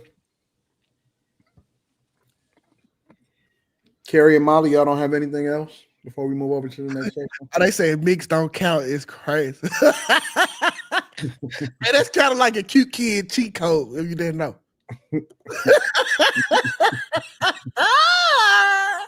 Folks so crazy, bro. a cute kid cheat code is getting a mixed kid. That is the cheat code. All right. We'll move on. Let me read some of the super chats. High Tolerance says Eric Gordon dog walked MJ's sons live on ESPN in high school. That's Eric Gordon, though, bro. I was sitting by the pool in Douala, Cameroon, at K Hotel, and I met a guy who was using the VPN and watching content and taking notes. Might I add, he was rich as fuck. Congrats, big dog. Shout out to everybody in the world. Even over in Cameroon, I love these people. Shout out to my dog, call me Tazzy. If he was regular, this wouldn't be a story. That's a fact. Tariq Walker, shout out to you. I appreciate you. Abe the Hunter says Marcus Jordan tried to go back to the future when he was on them train tracks on that booger sugar. Molly say nutsack again. That sounds sexy as fuck. I didn't hear her say that, but okay, y'all be hearing everything. He said, did he come out of Michael Jordan's nutsack? Oh, yeah. Lucid experience is nothing normal about Marcus Jordan. Dated the ex-wife of his father's ex-teammate. Two men who are top 50 all NBA Hall of Fame legends. 2K, you got a trademark belt to ass. They ran. Whitney Young High School in the hood down the street from Church's Chicken. With those shades, 2K looked like the black version of ZZ Top. Women need their fathers and brothers to vet and pick daughter's husband because if something happens to her, because of her husband, the family would save her from him because they gave him to her. Shout out to everybody in all of the super chats. I appreciate y'all. This is an interesting night. Very interesting night. All right. Let me ask y'all a question. Do y'all want to tackle Elon Musk, or do you want to tackle a woman leaving her man as soon as she got pregnant? Huh? Elon Musk got pregnant. Sounds like that's what you want to tackle. All right. Huh? Oh, Elon, I want to bribe my range tonight. All right, cool. We'll save the other one. We'll go Elon Musk. So we'll play a couple little small clips for you guys. And then we'll go from there. All right, y'all ready? Man, I guess nobody's ready. Oh, yeah, go ahead. All right, so these are the 6 guys that are auditing the federal government and shutting shit down and revealing all of the different things that the government is sending money to, including 50 million in condoms over to Gaza and diversity, equity, and inclusion programs over in Siberia. Now we're learning more about Elon Musk's small army to cut the wasteful spending. These young engineers were reportedly handpicked by Elon Musk, and the oldest is just 25 years old, and some of them are reportedly still in college.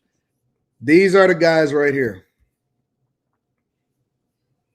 that are going through, kicking ass, taking names, and auditing the federal government.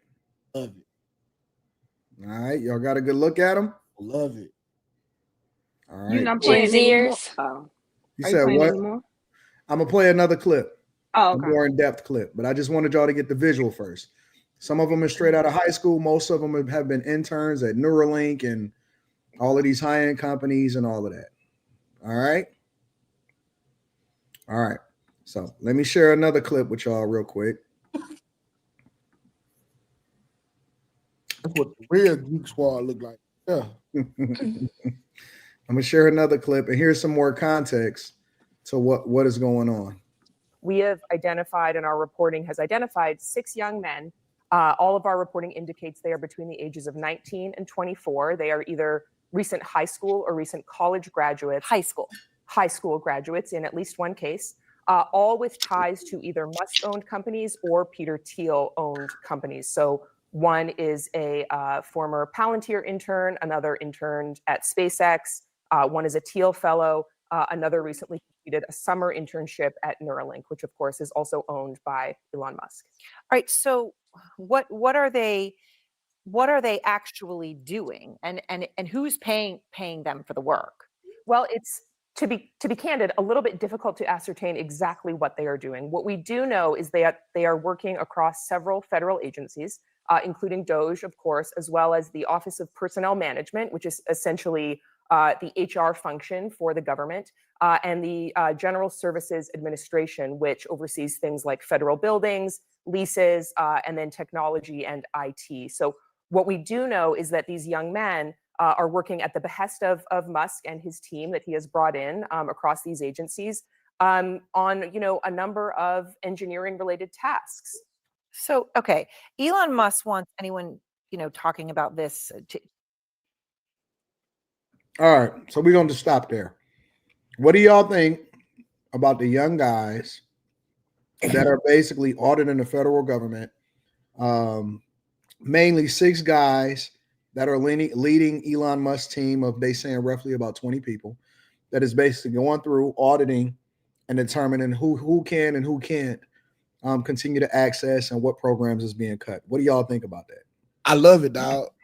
I love it. I love it. I love it. I love it. First of all, just get the show the system about the education program that they had. All right. So if you was confident in putting all that money in that, now we get to come back to you and you see what you got. But we know they went to private school because they've been smarter than everybody all their life. But this is what I like about it so much. It's the youth that's in charge of our future. That's what I like to see. 19 through 24-year-olds who've been smarter than everybody their entire life, actually getting an opportunity to be real leaders in this, in our culture. And they not just doing it through bloodline. They doing it through hard work, brilliance, and intelligence. That's what I love about it. All right, and then they ain't got no allegiance to nobody. They so young, they not tied to none of these entities. Okay, I never worked with the Bush family, so guess what? I don't have to cover this up. I can just tell it how it is. I don't work for the Clintons. I don't know the Clintons, so guess what? I get to show the real. These people are so removed from the old establishment that they got a chance to do the job the right way. Oh, I see what you're saying. And that's the problem with the old leadership. They always tied to somebody in front of them and behind them. The person who pulled them along, they got to do a favor for their kids on the way up. Now we got 12 strangers in here, and we don't know what they. Huh? Six strangers in here, and we can't get no ties from them. Oh, now we got to do the books the right way. I can't cover up for nobody. And I'm gonna show their pictures again just for reference. I love it. Yeah. Anybody else can jump in whenever they want. So what I will say is, while everybody is, upset about DEI and they pissed off and they mad, it ain't no black people up there. They don't meet exactly. They don't meet no black. No, wait. It ain't. Wait. We do all this complaining and being mad about stupid shit like DEI when we don't value education. We don't value a higher standard for actually learning beyond what's in the school books. And we have no representation amongst people that could possibly be the wave of the future. We have no representation, but yet we're complaining about being included in something that wasn't even for us anyway. It never directly affected black folks anyway, but we're not complaining about why we aren't included in that. We have no representation and nobody cares because they too busy worried about, oh man, Trump shutting down this, Trump shutting down that. Oh, Black History Month, this black. We need to be focusing on why we have nobody representing us in that group.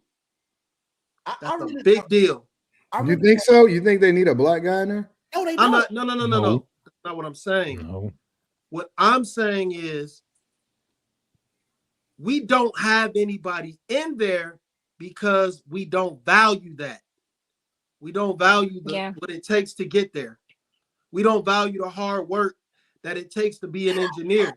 It's very few of us. So what you're saying is that what we should be concerned about is that we're not putting together, or we're not grooming our kids to be the best and brightest, to earn their representation inside of circles like that. Exactly. Got you. What you're saying. Okay, I got you. Yeah, I agree with Slimmy because I've seen workshops, like kids workshops that are like engineering and tech and coding and stuff like that. You see exactly what you saw in the picture. Yeah, The that's true. white kids, the Asian kids, and the Indian kids. That's true. That was accurate. I've never. No, that's very true. It's very true. Yeah. Why And you I know looking like places that, they kid, have. daddy? Oh, go ahead. No, go ahead, Molly. You can't see my face. Can you see I'm looking like anything? I can see through the cracks in your fingers. It's just like I'm not a victim Olympics person, but when it comes to this, y'all act like black people came from somewhere, and getting in these spaces that would put you in this people with Elon Musk. You can want it as much as you fucking want. Like there's a long way to go to get to this. You can want it as much as you want. Everybody can change. All the black people can push education and but the color of your skin, I'm sorry, it means something sometime, somewhere to somebody. I don't know. I disagree because it's places where they do free coding workshops for kids.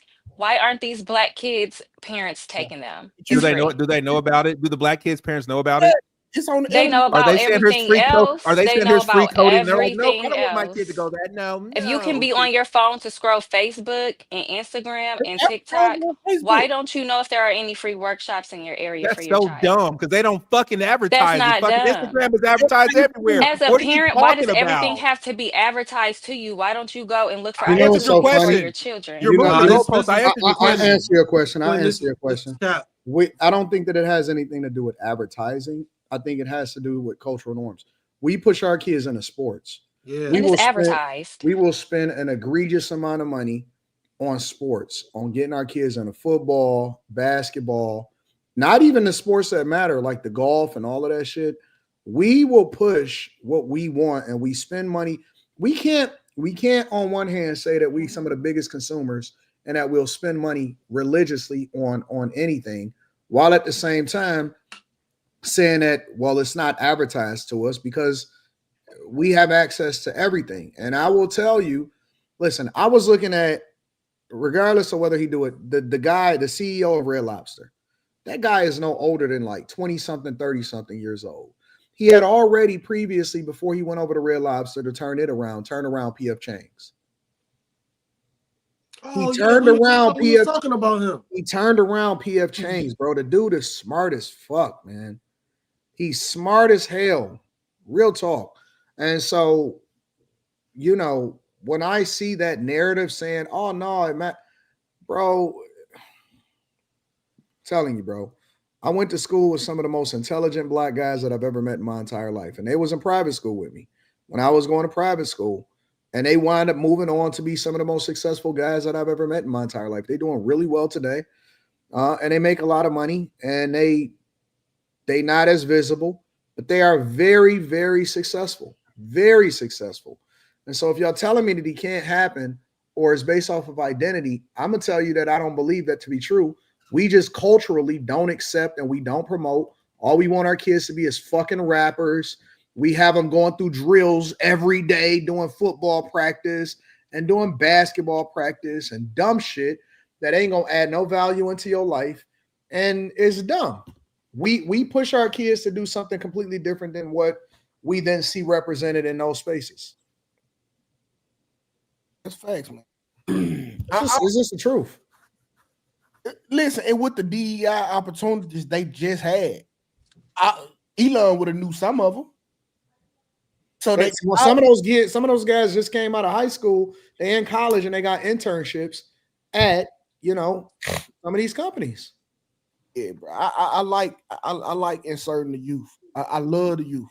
Youth is always the way. Love the youth. Love the youth. because we got to cut ties with with a lot of this old stuff that we do. It just ain't like the whole education system to me is ancient. It's stupid. Mm-hmm. Like, how are we still in classroom desk chalkboard format in 2025? And my grandma was learning the same way. Well, schools aren't about education. Yeah, That's why I say right. you gotta. That's schools what schools are about indoctrination. That's what I'm saying. No. Let me change that. This is why I say you gotta go beyond the books. The schools that we have to use teachers as overglorified babysitters because they can't actually teach. Those are the schools that are about indoctrination. Other schools, when you go to them, when the kids behave and when the parents are participating and they got a standard and the culture is different, they do teach you how to they do teach you how to think. They teach you how to look at things differently. They give you business lessons. You learn how to take notes differently. You learn how to read differently. You learn how to speed read different. It's crazy, man. It's in 2025, bro. Our classroom shouldn't look like what our grandma city. That's what I'm saying. Just overall. Let me explain. It ain't got nothing to do with it. It ain't got nothing to do with it. They don't look alike. They have dry erase boards, not chalkboards. So okay, they have computers in them too. So. Okay, last Friday I had to be on my. I had to chaperone a trip for the kids, whatever. Mm-hmm. And so we had a meeting the Wednesday before that. I go in the classroom, bro. It's exactly the same setup I used to sit in. But how? When you got the Google, the Facebook Oculus, where I can literally go in and do a fake surgery. I remember one of my problems in school, I was a visual learner. She reading everything. You mean to tell me we can't implement Oculus in these the iPhone, what you call it? We can't put that in and have them touching it so it's hands on too. Like, bro, the way we learn right now is so stupid and outdated and slow. I would push back on that. I would say because this happened in our school. They give your fucking kid an iPad and say teach yourself. That's an iPad. Nigga, you just said that. I said an Oculus. You literally just said that. I said an Oculus. You said an iPad and do this and update your. I wasn't even listening to you till you said iPad. And I know I don't want my kid learning on no iPad at nobody's school. But the iPad can be a tool. But the way they use the iPad now, hey, just go let the operator read it to you since I'm not gonna do my job. It's different, bro. Like we should be. Cause our kids should come to school. It should be a full green screen. A full green screen. And wherever we learn about today, the projector should have us in that environment. So we can know exactly what's going on. We talking about caveman. We got the technology to do it. I just bought 2 green screens for $150 a piece. I'm a broke nigga with no budget. Might get them 6 little Abu and Jackie Chong them, get them to put the money where it's supposed to be and turn these kids up. The Geek Squad. Oh, this nigga, man. I put that money in the right place. Sick leave. I don't want regular leave. I want sick leave now. My head hurts.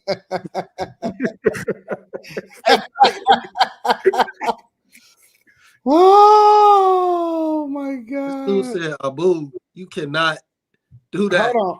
All right, so hold on. I want to get Carrie and Molly. Well, I want to get Carrie because Molly did get some good insight. Carrie, what are your thoughts on this small team that is auditing the federal government?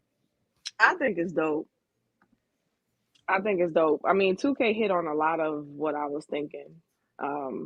So I would kind of just be repeating him. But I think that it would be extremely objective. And one of the things that started to even make me look at younger people doing things that you would normally assume older people to do was when I started going down this road of medicine with doctors for myself, my kids, and my parents.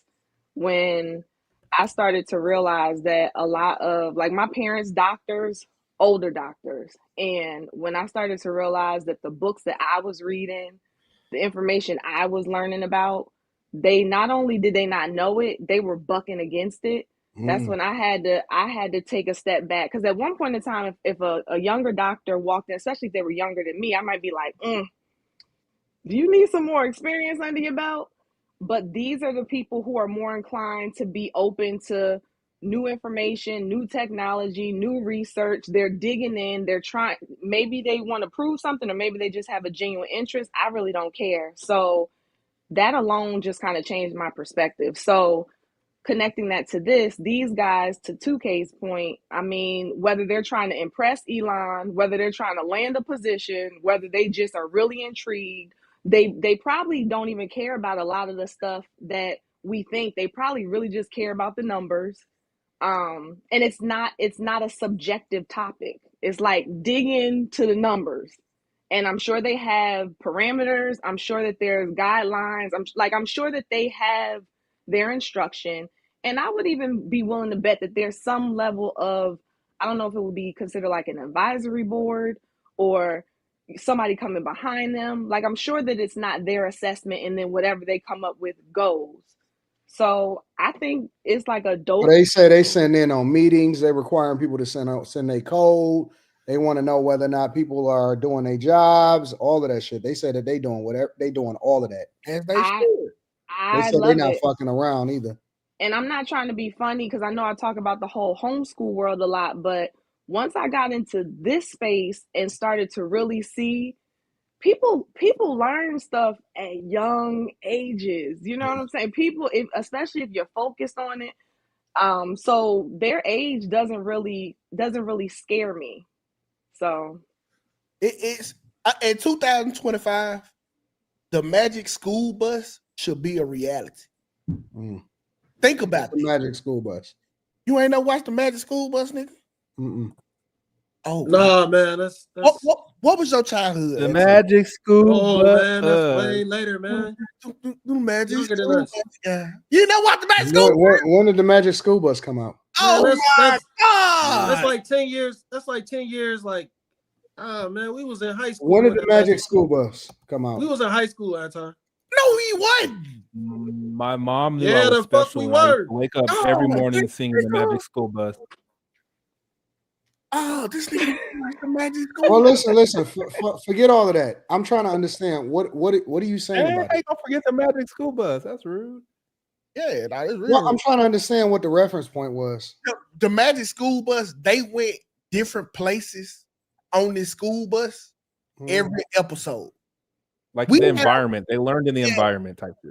It was a teacher, and she took her class on the Magic School Bus on a field trip every episode. Okay. We have the technology to make that happen right now. Ultimately, there's participation. Got it. And not just sitting and learning. We weren't in high school, but it was 1994. Yeah, I would definitely wasn't in high school in 94. It's like the Jetsons for high school, basically. But okay. it was a dope educational show. Like, it was an educational show that was cool. I wasn't watching it. I was watching fucking Mighty Max, and you used to watch Koala Walla World. I used to watch a lot of what my brothers was watching. I was watching Transformers and fucking Voltron, Ninja Turtles. That's what Nickelodeon was popping back then, bro. I was watching Ninja Turtles. I was watching Silverhawks. Yep, all of that shit.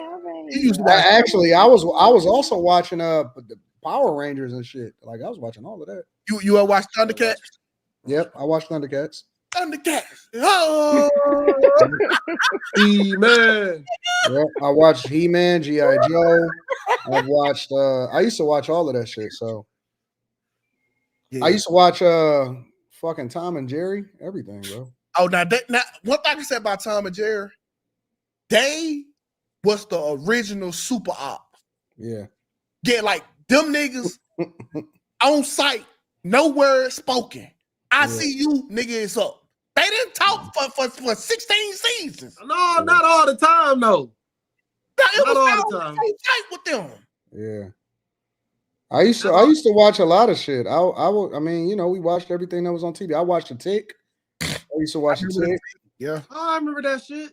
Yep, I used to watch it because The Tick came on after Mighty Max in the morning. I have a good one. Darkwing Duck. Darkwing Duck. Yep. Me screwed. We didn't get that where I was. I had to go to my grandma's house to see Darkwing Duck. Damn, that's wild. I used to watch all of that shit. So, Blessed on Walla Walla World. Y'all don't remember that? I don't know what that is. Oh, cuz that shit was fun. Nope. Well, let me read some of the super chats and then we can go on. I got some more questions for y'all.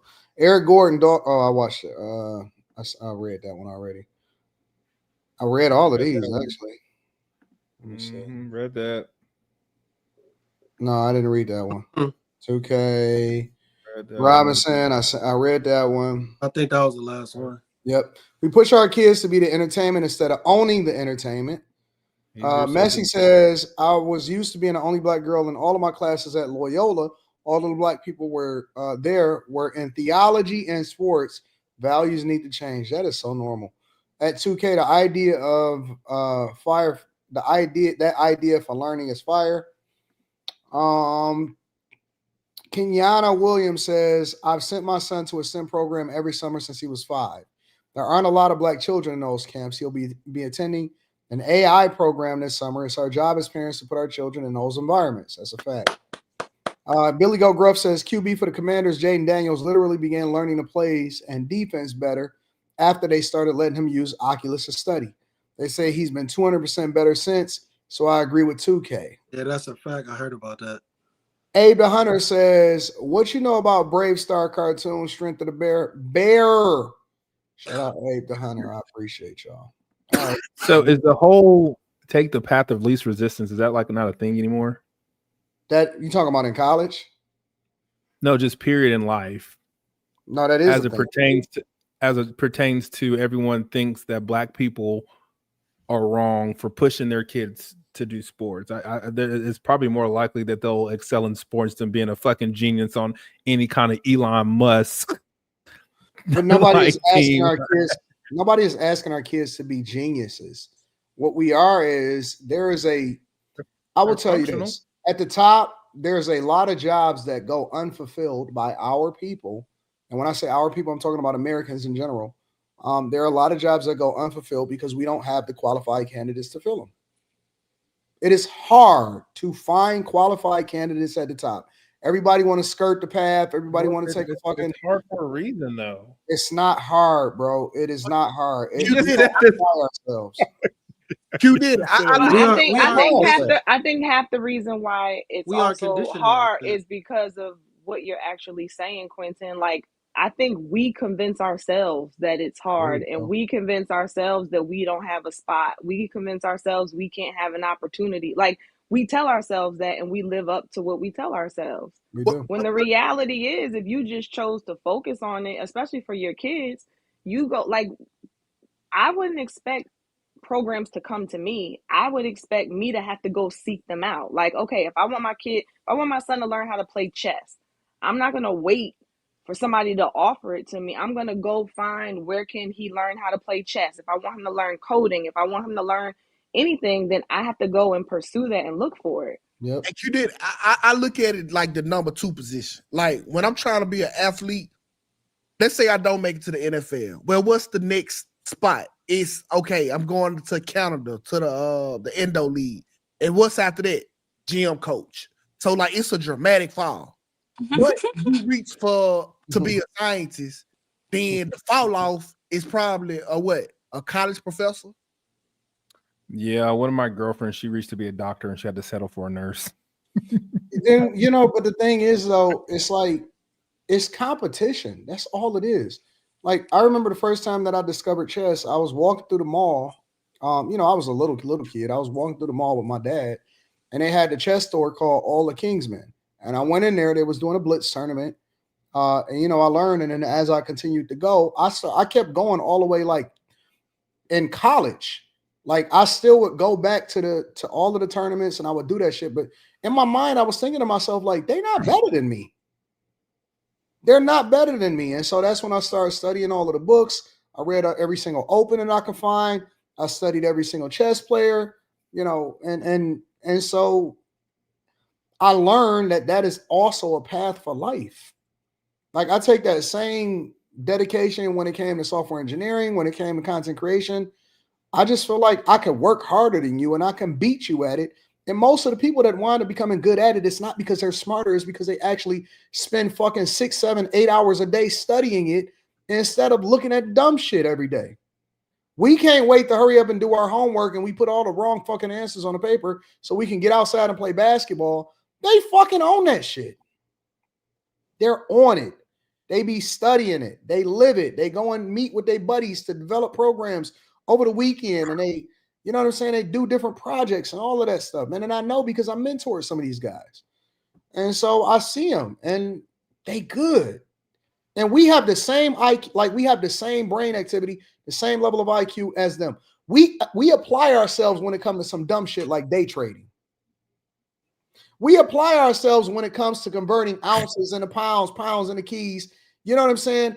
And we become scholars when it comes to, you know what I'm saying, being able to convert. But all of a sudden you turn dumb when you're inside of the classroom and you don't want to read. Nigga, you know how to read. Then y'all become adults and then you can't read the because they tell us all about all of our history. I'm like fascinated with how much history you can retain. Yeah. Then you bring these niggas to the front of the. They got all of the jokes. They know all of LeBron's stats. They can break it down exactly. Man, I've seen dudes do whole breakdowns of when he's in the paint and this is what his percentage is, and you know when he's on a court, they're a plus minus 15 and all of this shit. So you know all of that, but you don't have the ability to be able to read. Cat in the Hat. There's no reason why our people should be at a second and third grade reading level when you can break down all of the calculations of when this nigga come off his left foot, what his shooting percentage is. Oh, see, Anton, bullshit, bro. Anton, a lot of that I don't blame on the kids. I blame it on the interest level when they learning it. No, you got to blame it on the parents. Not the parents too, but you got to understand, like when you teaching it to me, and I'm learning it in a monotone voice. This shit not interesting. I'm fighting sleep. I'm bored. It's bored. You reading it. And see, this why I teach it, because it could be something that you like. You just don't know you like it until you getting taught it. So that's why teachers are so important. And I didn't need nobody to teach me investing, bro.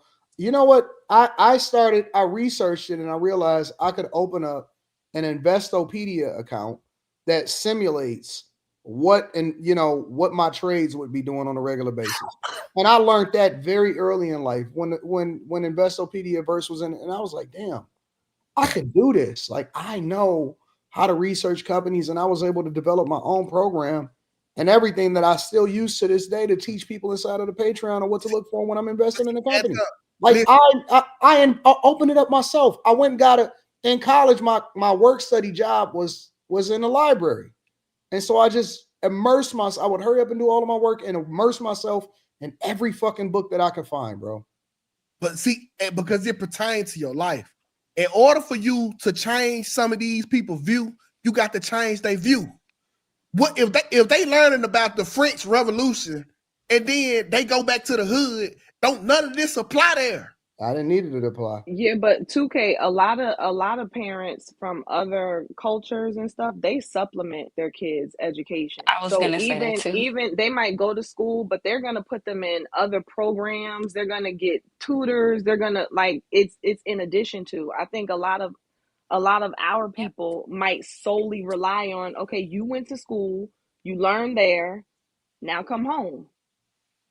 Hey, can y'all see Molly? Mm-mm. You don't see me? No, it's a black square. I can see really? her. I can see her. It's just I got kicked out. I see you now. Mm-hmm. I seen her. Frozen for a little bit. Okay. I think it's StreamYard, bro. Yeah, I think it's I like better when she's frozen. Yeah, it's mobile. It's the mobile app. Hey, Anton, I got the dig, bro. You said what? I got the dig out. He gotta go. His wife said, "Get off and come be his daddy and husband." What kind of way is that to say I'm leaving? I got the dig out. Dig out. Dig out, like Then dig out the another hole. dig out. If you gotta go, when I I don't gotta like hit that the too, drop K. top, You and if gotta I come hit up the with something switch, else. I can make that ass drop. I didn't say it Have was a stop pause. I'm at a just saying red light. that shit With sound Come full on, weird. y'all. stepping out Come of on, come on, come on, come on, come on, right. come on, y'all. All right. Thank you, My We 2K. can bad. do it all night. All right, Bye, bro. 2K. All right, bro. Yeah, that's a song talking about digging out, and that's not the way it went. That's not what that meant. Crazy. All right, y'all. Let me share this with y'all really quickly. Want to get y'all thoughts on this. Had me looking up the Magic School Bus too. And everything is all right. I did. I looked up the Magic School Bus And I just to see got what a the fuck bet, I was and we talking can about. do it all. Check Yeah, this I out. remember it, but I ain't watched that shit like that. I just Check this realized what out. song you doing. I'm not What gonna is play her the hair? whole What is thing. her hair doing? I'm not gonna play the whole thing. I just want to share her thoughts. She looking single Asian. epidemic, like an overwhelmingly large amount of people who are single. Yet everyone seems to be looking for love. And I'd like to add my 2 cents as to why I think that is. I think it's 3 main things. I think one, everything has to be social media approved now. It's not enough for you to find somebody that makes you happy. You also have to find someone that is going to put you in a relationship where you're able to brag about it all on social media, and that's not helpful. 2, the idea that there is going to be this perfect person who completely understands you upon meeting them, and you won't have to communicate the way that you want to be treated, and you won't have to have these tough conversations, and everything will just work out perfectly.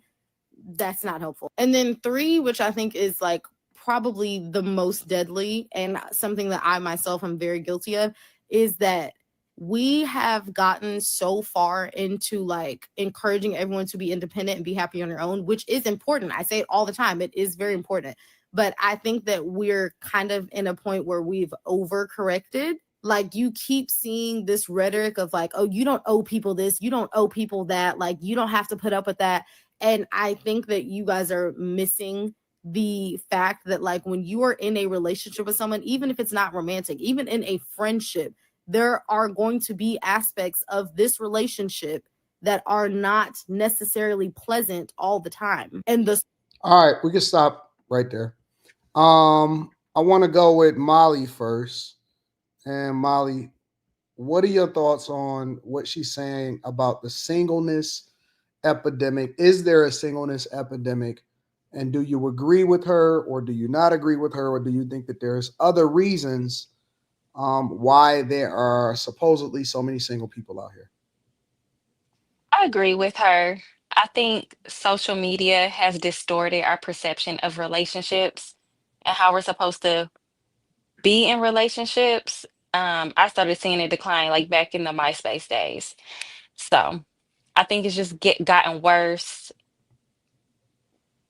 If everybody is so happy, I don't think nobody is happy single, to be honest. I don't even feel like that's a natural way for us to be living.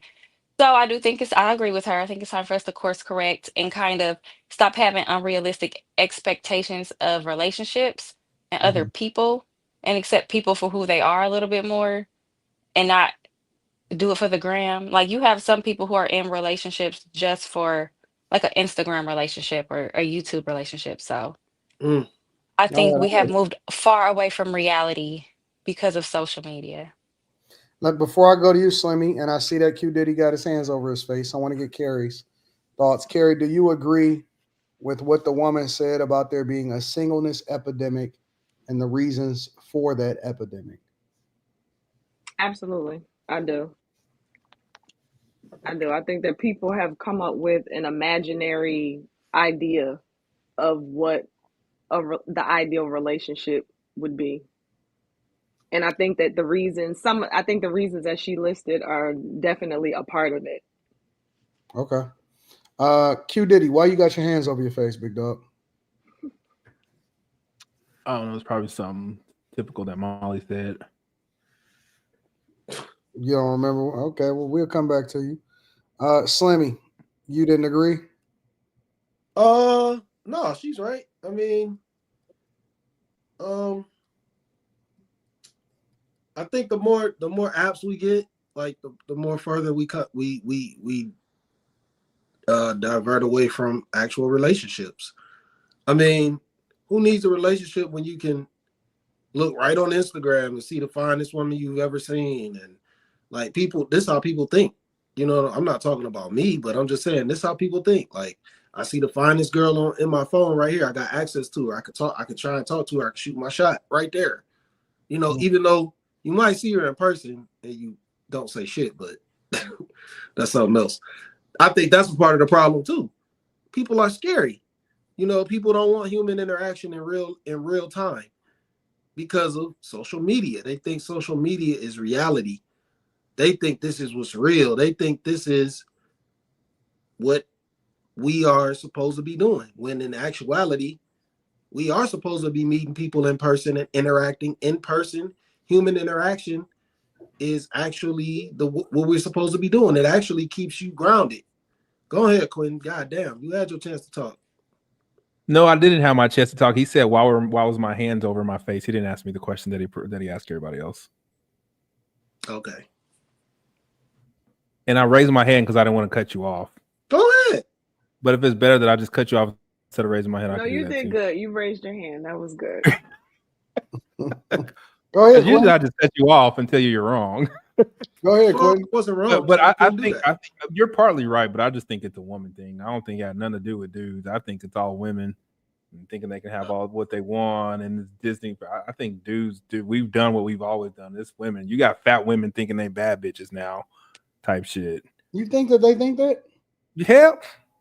Nigga. Or do you think that they're just saying that? No, nigga, they think there's a reason the motherfuckers won't lose weight. Nigga.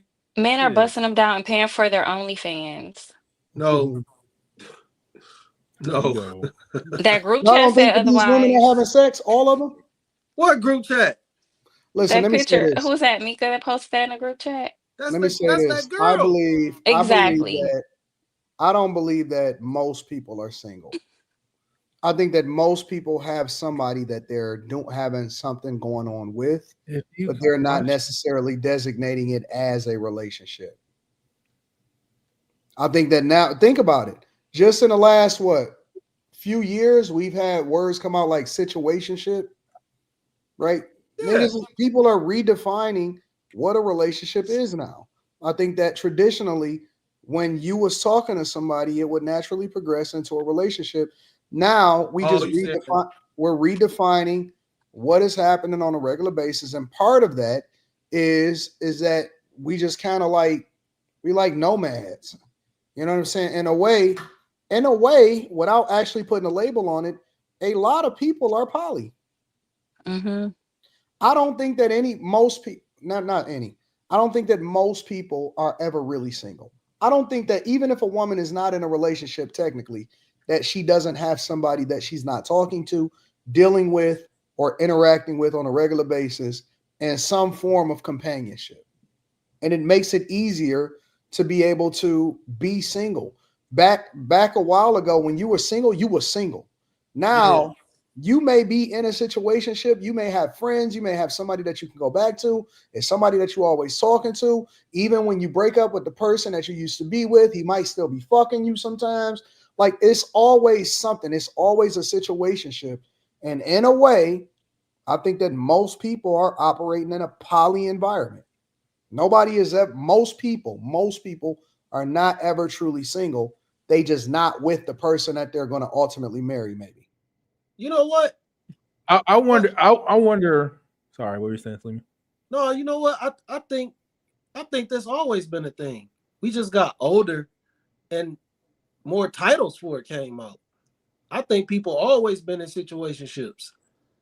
Like always. Like, because now when I start thinking back, hard though. When I start thinking back and I start looking at certain situations I seen in my family, like those are situationships. That nigga used to always come around, but they wasn't never the boyfriend. Why is this nigga over here? I mean, honestly, I see women, for example, online right now, saying stuff like,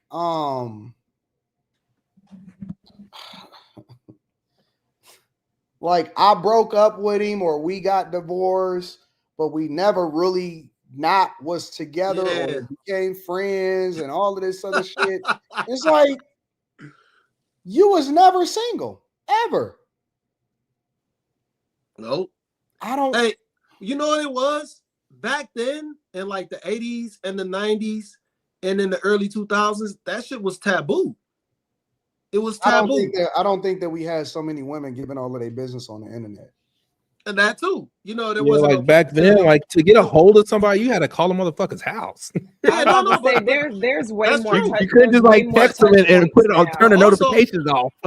but also there weren't no support groups for that shit because it was taboo. So there wasn't no community that was like, oh, I did it. They'd be like, well, what you talking about? Yeah, you can't do that. You got shamed. Yeah, and I think that it was also like I remember, damn, I'm about to start really being my age. I remember back in the day, it was like you can get hooked up by your homie or whatever. Yeah. And you'll be talking to her on the phone and be like, what you look like? Yeah. She'd be like, you know, I'm brown skin. You know, like, oh yeah. Like it's so funny the shit that women get offended for on the internet today. You could ask that shit back in the day. You'd be like, yeah, okay, oh yeah, how tall are you? Oh yeah. She'd be like, I'm thick or whatever, and be like, all right, you know what I'm saying? Like you would have her have to paint the picture mentally. It wasn't no fucking internet. It wasn't none of that shit, right? Shit, my kid, he saw some titties before he see the girl in person. He see a damn titties on the phone before he meet her in person and shit. Well, like for example, like your homeboy will call, you know, be like, hey man, you know what I'm saying?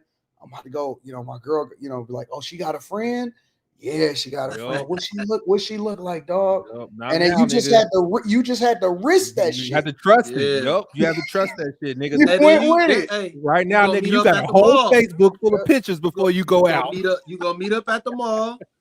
And then shoot, and this the thing you gotta about play the mall. nice until the date's over. The mall, if they ugly, ugly, like, hey, that's them over there. If she look bad, you go the whole other way. You go the other side of the wall. And I remember my homeboy. It's so funny. He's probably at work right now. I could probably call him. But I remember my homeboy, and he was driving because he was older than me. He was like 3 or 4 years older than me, and he was already driving. And he'd be like, hey, you know, because it'd be late. You know, we used to be on 7 Mile and hitting the strip and shit, and sometimes you'll run dry. You know, your numbers and all of that shit run dry. And he was like, you know, we be checking like, yo, you got a girl or whatever that you want to hit up or whatever. And one time he was like, yo, you know, I got my homegirl over there. And we would label them. Like we would give them names like, oh, that's, you know, we would give them labels like whatever they look like. And like, yo, dog, I got this girl. She looked like this. She got like that. And when you finally ran into one, like her homegirl was actually fine, that shit was like hitting the lottery, bro. Hell yeah. It was like hitting the lottery. Like, oh yeah, but she had to like you too, because don't think that we didn't do the same thing with y'all. I bet y'all did. We didn't have that view on y'all side though. We didn't have the view on y'all side. Like, damn, or here was the thing. If your homeboy's girl, if she was fine, if he was talking to her, be like, yo, you know what I'm saying? Like, she looked like you, or you don't roll with no ugly girls and nothing like that, right? Like, no, you don't do that. All right, cool. You know what I'm saying? We don't stop to see what's happening. So it was different. Like you was willing to drive the other half of the fucking city or catch the fucking bus or meet them at the mall and just risk that shit. Life was so easy and it was so much better. It was some fun fucking times. It was just so much better back then, man. Hell yeah. Internet fucked everything up. Now y'all niggas trying to fly chicks out from whole nother states. What the fuck is wrong with y'all, dog? Niggas trying to fly a chick out just to get some box.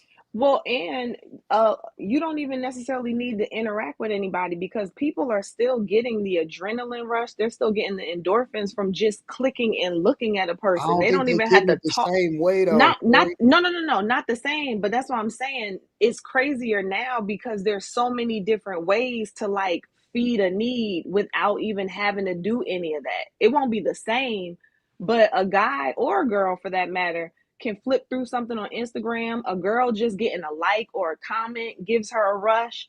A guy looking at a girl's picture gives him a rush. Like it's just there's never those moments where it's like, dag, I'm bored. I can't get in touch with nobody. I can't leave because I can't drive. Like you can always be occupied with something that's kind of filling that need. Yeah. Like we used to actually drive around the city and hit the spots to see where the girls was at.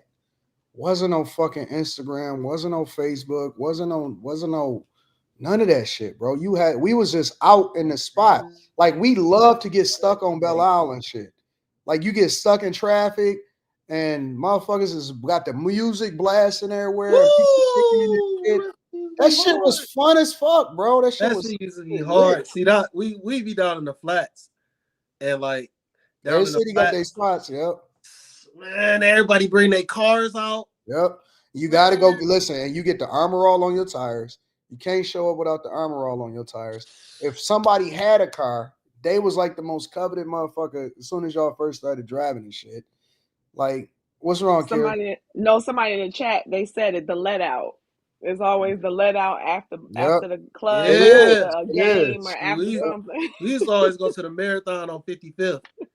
That's downtown. Like, it was always a gas station ahead. Mm-hmm. Yep, it was always not that far from the project. So I think that the singleness epidemic is happening because I think it's a lot of reasons. I think one of the other reasons is that I think it's a lack of social skills now. The internet has prevented people from being able to be social, to know how to talk to people, to interact. Women don't know how to smile no more. Guys don't know how to go up to a chick no more. So I think that we have regressed socially, even though we have more access to people every single day. Niggas rather type a message instead of, say what up. You know what I'm saying? Hey, what's going on? What you got going on today? People don't know how to approach nobody no more. Everybody's scared because of this. We were so woke that a chick could say, you know what I'm saying? Like, it's just a bunch of dumb shit that basically killed our ability to talk to each other. And I just think it's fucked up. That's true. That's even happened to me. Like, even when if I'm out and I meet a female and we just kind of hit it off, it's like we don't really know what to say. Like, do you say, what's your number? Do you say, what's your IG? Like, you'll almost ask for their IG before their phone number now. It's like, what am I saying? You're like, absolutely how do I make right. a friend? I had to really relearn how to make a friend. Well, it's more safe to give someone your social than your phone number. And that's the Unless other component. You don't have social. Some people ain't on social. I'm just saying, I can block you from like social, but if you got my phone number, then you can just do whatever the fuck you want. Molly, for example, is not on social. Yeah, Molly ain't on nothing. No, I don't know her not being on nothing has anything to do with anything. Well, we saying that some people don't have social. Then she would just have to give out her phone number. She would have to be the person that getting bugged because she had to give her phone number out because she didn't have no IG. There are some people. It's not uncommon to link up with people or whatever. I found, and that they don't have social media. They don't even fuck with it. I didn't know this. This was kind of weird. I was at the barbershop and this nigga had his business card on a bracelet. He's like, scan my bracelet. I was like, that's been out there for a few years now. That's still weird, nigga. I need something to put in my wallet, nigga. But it'll take you, but it'll take you straight to his website through your phone. Just one of the 500 open tabs on my phone now. Yeah, 500. Dude, I got a shit ton of open tabs on my phone, bro. People thought that shit was weird. I got a bunch. Wait, 500 for the internet. I don't like mine getting past. I mean, 30. How many do I have open? I had to go in and delete mine. What? I have 230 open. What? So I don't. Wait a minute. I keep it so because one day I'm gonna go back to them. Man. But I don't think that I will say that I do think that we wound up becoming more socially developed. I remember summers when we used to play this game called A Day Without a Number, and we would go to the mall, we would go to every single spot, and we would talk to every single girl that we interacted with.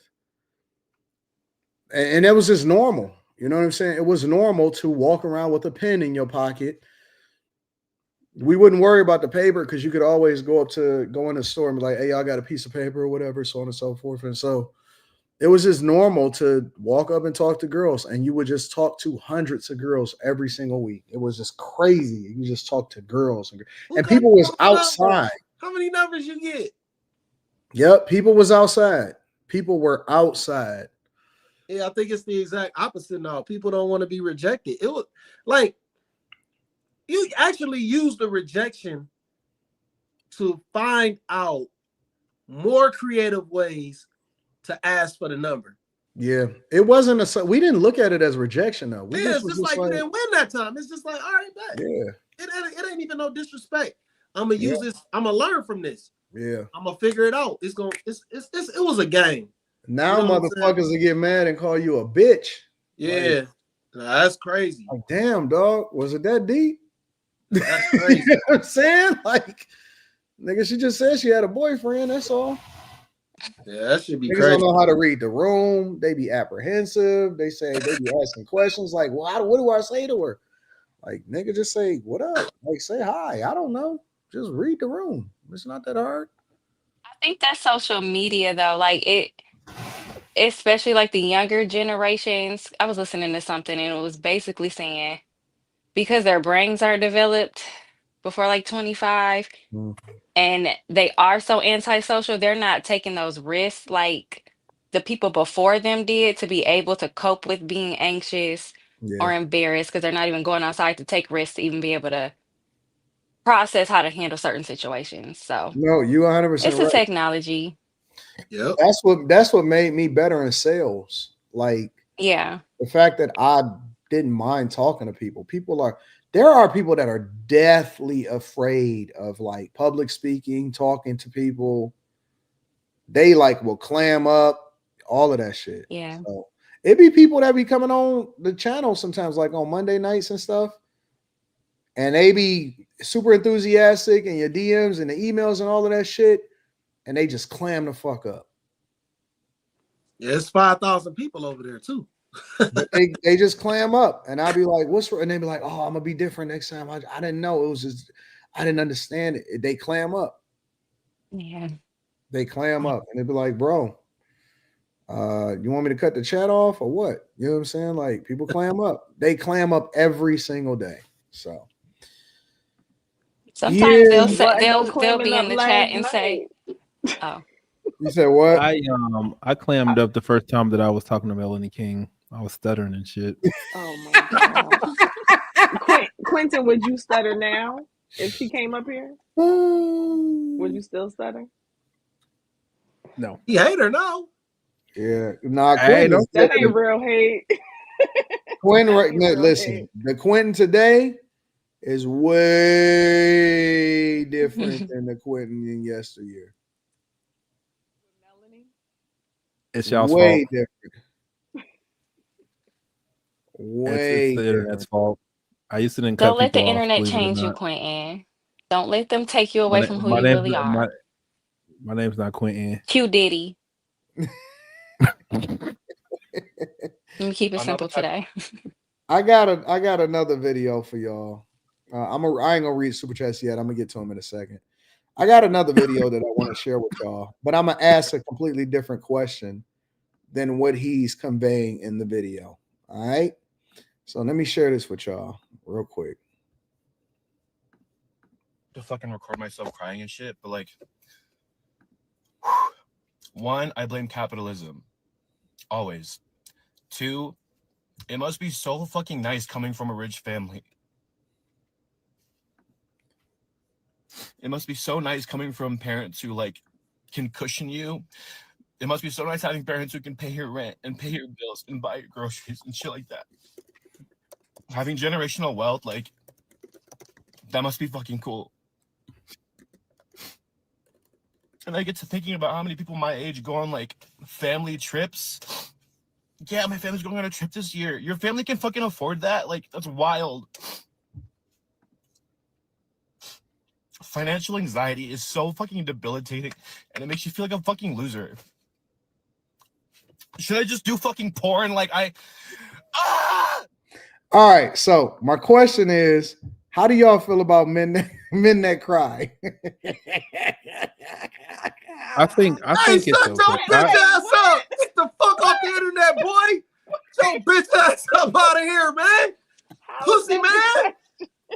I have more testosterone than him. Hold on, wait, because I couldn't even truly when I people don't have the sentiment of any of these unempathetic rude people. That's a grown man crying about how he can't cut it as a grown man.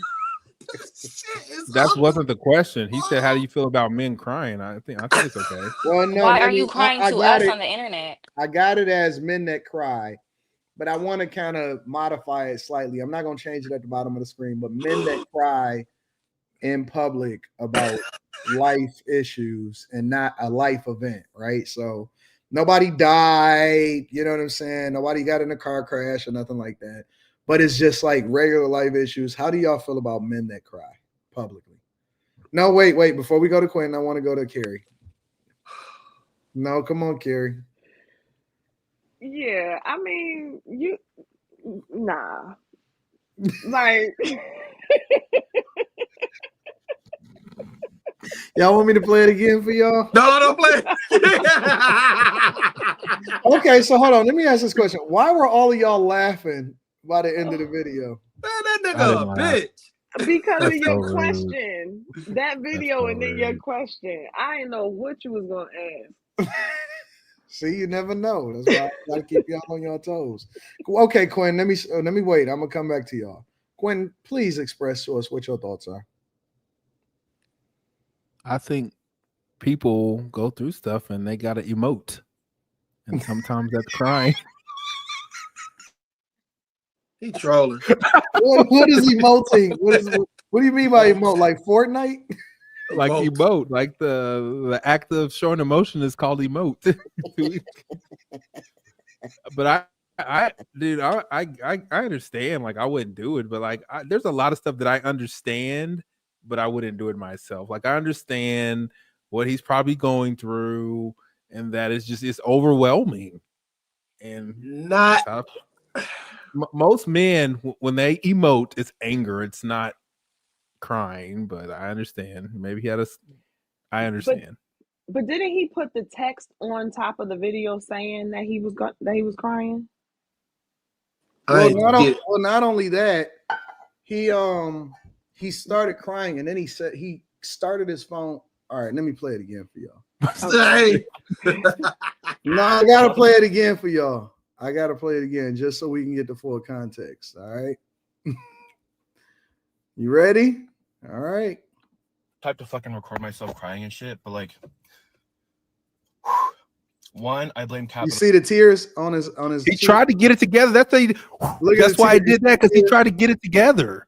Look, first he cried, and then he set his phone up, and then he got the tears going. Listen. Type to fucking record I get it, bro. myself I get it, crying and bro. shit, but like, listen.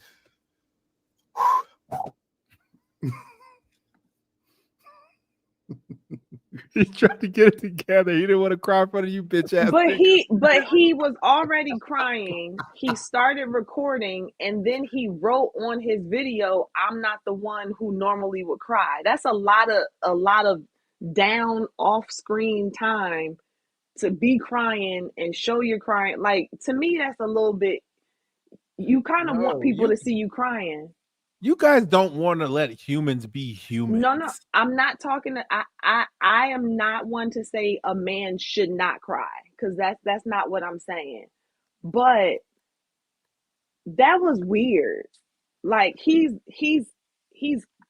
kind of crying, but not, and saying, "I'm not the type to cry." Then he's writing it, and then he's. Like maybe he needed someone to talk to. He needed a way to get it out. He needed to express what he was feeling. So I don't get what you're trying to say, Carrie. Did he cry wrong? No, what was he crying for? It's almost like he was crying more for the theatrics of the cry. It was almost like he was crying for the attention of the cry than I'm genuinely crying. Like, I could see if he was live and then started crying, but it looked like he cried and then started recording and then cried again. He was sad baiting y'all. No, that's a grown man. No, this is what happens when you have emotions and you suppress them, and then when you talk about them, they come back out, and that's what happened. He did say, "Whoa." He said, Like he's trying to get it together. He's trying to get that shit together because he knew y'all was gonna judge him. As a grown man, why do you when the have camera so was much? off? Yeah, like why do you have so much time on your hands to record yourself crying? Well, you should be so busy that you're too busy to even be sad or You are depressed the as a most grown man. hateful, cold-hearted, You think so? unempathetic I don't woman. think so. No. Yes. She don't never show no kind of remorse or understanding for That's a nobody. grown man with hairy nuts. Like This is not an isolated incident. his You body don't show no produces empathy for testosterone. nobody. Like nigga, like do you have a dick, nigga? No, wait. Molly, he's a grown man with what? No, don't say He it has again. a nut sack, testosterone. Nigga, do you have a nut sack? Your purpose is to take action. That's the purpose. I just But don't think instead, he you're was crying crying, for talking about real. how you're gonna let another man bend you over for money. Just throw on a wig and a lipstick I'm glad she and come corrected join me his that side, time. because She ain't put the hair on there. Is his Cash App posted anywhere? he's sad enough to let another man bend him over. I can guarantee it. I agree, Fendi. I agree 100%. She is a modern woman. I agree. Let me see. I don't Call see me his what you Cash want. App. How'd you know I was talking to you? I don't see his Cash I'm App. assuming. Okay. I was about to say, okay. He got his Cash App up there? I don't see it. Oh, okay. Y'all, this shit's fucking wild to me. No, That man, just it ain't didn't wild, seem man. like Listen. it just seems And weird. he did. No, No. somebody said it in the chat. And he said he's gonna start doing porn. Yeah, See, that's what I'm there's saying. like, check this out. There's other ways that he could emote that would include your families. How about I get mad and I go shoot up all the rich people's schools because I'm mad because I'm broke? Y'all better be lucky he crying How on the is it internet. rich That nigga people's said- fault? That nigga That said, It don't dude is matter. weird, man. It don't That matter. is You can't weird. control the way someone shows emotion. Now, okay, No, Quentin, Quentin. I'm gonna see it your way. I'm gonna try to look at it from your Financial way. So anxiety if is so fucking debilitating, and it makes you feel like a fucking loser. Oh, wait, go back. Wait, what did he say? Should I just do fucking porn? Like What did he just say? Anxiety. And look at his mouth. Should I just Come do on fucking now. porn? Like Go back. One more second. Look at that. Come on now. He got it open ready. He's that financial desperate. anxiety.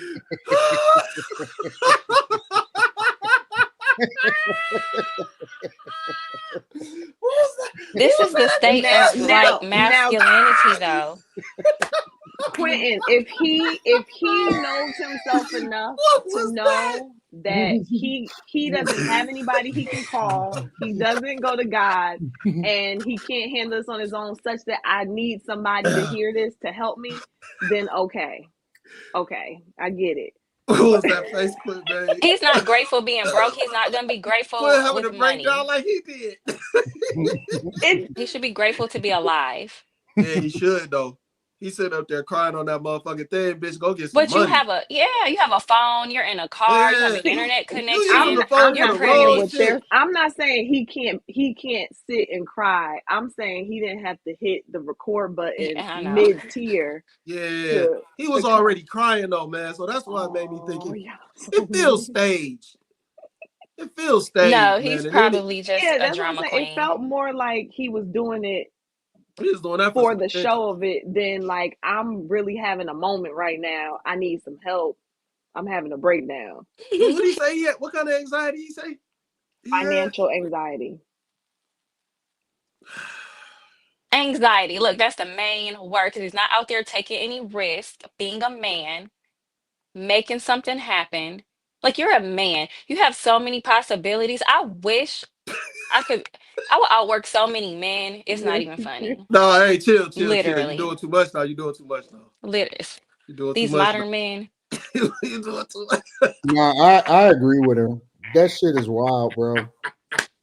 Setting up your phone up and then saying I'm thinking about doing porn, nigga. And then screaming on the phone and going with the and then here's the worst part about it, nigga. You set that shit up and then you recorded it and you replayed it and say, yeah, this is a good cut. And saved it. But that's what I'm saying. And it. put the text on top of it like he had to like that. No, man, he bitch made. He bitch made. Yes. That's why it's hitting me differently. If you played him in a live, and then as he's talking, he started to cry, then I would be that like, wasn't "Dad." alive. You right. But he's if he had worked into it, he didn't already have no tears. And he worked his way into it because he was just like so emotional about a life event or some shit. I could do it. Even then, I might have to delete it. But yeah, he was already there. He had the tears going. He hit play, nigga. Just wow, nigga. No, that was some soft shit. But I think it goes back to this day and to what we was talking about just a little bit ago. You know, like motherfuckers on social media, like they seeking attention for anything. You know, they seeking some kind of attention for anything. And honestly, if you like, I'm gonna be honest. I ain't trying to judge them. This is just me being real honest. If you are feeling some kind of anxiety about the way your finances are, how much time did it take you to make that video, sit in that car, and you not going out to do nothing to get no more money? Exactly. It's not helping you. That shit ain't helping you. That it's not. It's literally not helping you. That is not helping you. And I'm all for people, you know, being able to better themselves. That's not true. No, that is time wasted, bro. How do you know that post? But you don't know that post and making money. You don't know that. Yeah, I was wondering because when on his TikTok, it looked like it had he had a bunch of likes. Literally, y'all so I wonder if that's a part of wasting time when people post all on the internet all the day and make shit ton of money. You can't say that anymore. Which further, well, you think that video is gonna pull him out of poverty? It could. It could. He might literally. not You be need in one viral poverty. video. He It could might be change your learning. fucking life. So you're wrong. He's gonna get some corn auditions offers. That's about it. Probably somebody gonna hit him up on OnlyFans. Okay, and he's out of poverty because he gave it up to a rich dude. Okay, you're wrong. So then, if that's the case, then He gave it up to a rich dude. He's sad baiting. Or He's trying to find baiting, a sugar daddy. Whatever you want to call it. They say rage baiting on. They say people be rage baiting, so I guess that's the opposite. There need to be nicer, more understanding people in the world. This is how we got DEI hires. I understand that he on some bitch ass shit. I'm not saying all of that. I just don't think that was I really can say, given what I've been with through in my life and given to where I am right now, and the fact that I'm understanding, you guys should be able to feel the same. No, but he not talking about no real shit though. He's not a child. He's feeling it. Like he's feeling the consequences of everything that he's done in his life has led him to this moment, and it's come to a culmination of him crying. What are you talking about? He's a grown, able-bodied man. What is grown, able-bodied? There's tons of grown, able-bodied men that can't do it. Like what? No. That grown, able-bodied man is complaining and crying, and he sounds jealous of other people's lives instead of focusing on his own and making his better. Facts. Yep. You absolving him of that part. How do you know he didn't do that previous to this video? He wouldn't have aired the video. People vent. Quentin, I'd rather him vent. I'd rather him vent. No, on not the venting like that, man. Well, okay, I'll come vent. I'll come shoot up your freaking family reunion. How about that? Oh, more bitch Well, ass. he's spreading his poverty consciousness on the internet. Okay. That's what he's doing. That's not helpful for anybody to be sitting there spreading your personal poverty you want to decide mindset the way I vent, onto how the about I come masses. shoot up your family's function? Huh? Why are you absolving him of his own issues? Because y'all are not understanding. This shit's wild. It ain't nothing to understand. I understand he's wasting his People motherfucking these time. days, but y'all he ain't think getting y'all enough can money that just he do wants. and say what y'all want to anybody. People have the ability to take your life. You say what? And you should just be grateful that they don't. Man, I'll blow that. What? Chill out, man. Man, that motherfucker come around me, man. That motherfucker. So I should be afraid of him because he's crying. Those are the ones you should be afraid of, though. Yeah, he gotta be trolling, I'm not. man. I think of this every gotta time be, I man. see a motherfucker act a certain way that they shouldn't to somebody. I'm like, do you know that person can end your life right now because how you're treating them? Quentin is trolling hard. No, He I needs am to not. evaluate his And own you life. could end his, and you could end his if he try to pull some bullshit. Quentin Ain't is nobody scared of trolling no hard. grown man crying on the internet. I'm sorry. I'm not worried about it. You gotta be scared to get beat up. I said they ain't got punched in the mouth before. You ain't gotta get. I would still say it though. No, you trolling, Quentin. You ain't gotta be scared to get got, nigga. No, that's a fact. He's scared to You don't get gotta some be scared, money. That's what he's scared of. But shit, this motherfucker's scared of people making money. So shit. Exactly. Well, you're right, nigga. Player 2 is out there, nigga. Shit, y'all been for sure. Around, find out. For sure, but you gotta be able to afford player 2. It's rich player 2. Player 2 came from money. You gotta be able to afford player 2. You totally missed the point, nigga. Player 2 will at any point in time. Carrie's researching his background right now, y'all. While Carrie is over there researching his background. Quiet. I'm going to go ahead and play one more video. I just say this: I'd rather be nice and understanding to people and let it fall where they may. Well, let me read some of the super chats. I seen a toddler doing a TikTok dance. Come on, shout out to you, prophetess. Just dropping in to see the most beautiful queen on the net, Miss Carrie. Keep up the great work. I agree. Love her. Great. Relationships fail because chicks are out of line and men too soft to check them. Too many Russells, not enough Ikes. People are just getting hip to the situationships. Courtesy of Fabulous 10 years ago what was once complicated has been pegged a situationship. Mm-hmm. Shit, Carrie would have me fumbling my words. Dwayne is all over you. Damn, boy. You know who Dwayne is? I would be so scared to approach Carrie. I'll write a quick note and my boy give it to her, said Dwayne again. See Dwayne with 2 kids in the picture. Pull your skirt down, be Enrico's voice. Molly be on demon time. Molly, I knew you was a ball jogger. Nice. On bro, I've been dead broke before a couple times. I've never gotten my car, set up my phone, hit record, and start crying. I think we all done been dead broke before. He need to pull himself together, and he about to make an OnlyFans. Molly and Demon. Anton, let me tell you, bro, you took me back to when you was talking about Belial. Me and my guys, we used to drive from Grand Rapids to Detroit just to meet women over there. Yep. Damn. It was a spot, trust me. He about to sell ass for cash, bro. He could have been making content. Molly is right. Y'all forgot Quentin cry when certain songs on the radio come on. He understands. Says I do cry sometimes when there's a Christian song. Yeah, not publicly though. No, I cry in my bedroom by myself. Carrie, what did you find in your research so far? I was just scrolling. When Carrie get close to the camera and she doing like this right here, she's in deep thought. She's in super I was deep. scrolling through his TikTok, and he might be a little bit he's confused, I think. I think he's and I think that he's probably dealing with a couple of things. He put up another video about anxiety. He put up another video about worrying about death. Okay, so everyone, this a wrap. He about to go shoot some shit up, and I told y'all. Nope. That's what Let me tell you something. What's happening is he got some attention from them type of videos, and that's what he continues to make. Yeah. When you get attention from that type of shit, which is actually bad, because basically people is justifying your ignorance and they all trying to find a community amongst each other.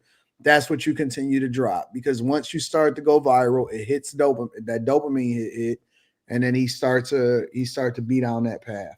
The problem with that is that people get tired of seeing that shit off after a while and be like, damn, this motherfucker's still depressed. Like, well, one of his things says, I have so many feelings, I'd rather not bother my friends with it. So here we go. So clearly he's using TikTok. He has a mental illness, and this is how he's dealing with it. I don't like what the fuck. He needs Maybe to. social media is his mental illness and it's making it worse. He should take a break. I don't want to say what I really think because then people gonna really think I'm insensitive. As well, you can't get no worse than the demon next to you. Don't say it. Do not say it, because is he dancing? Okay, I'm over it. No, fuck that shit. Never mind. Fuck that. In the mirror.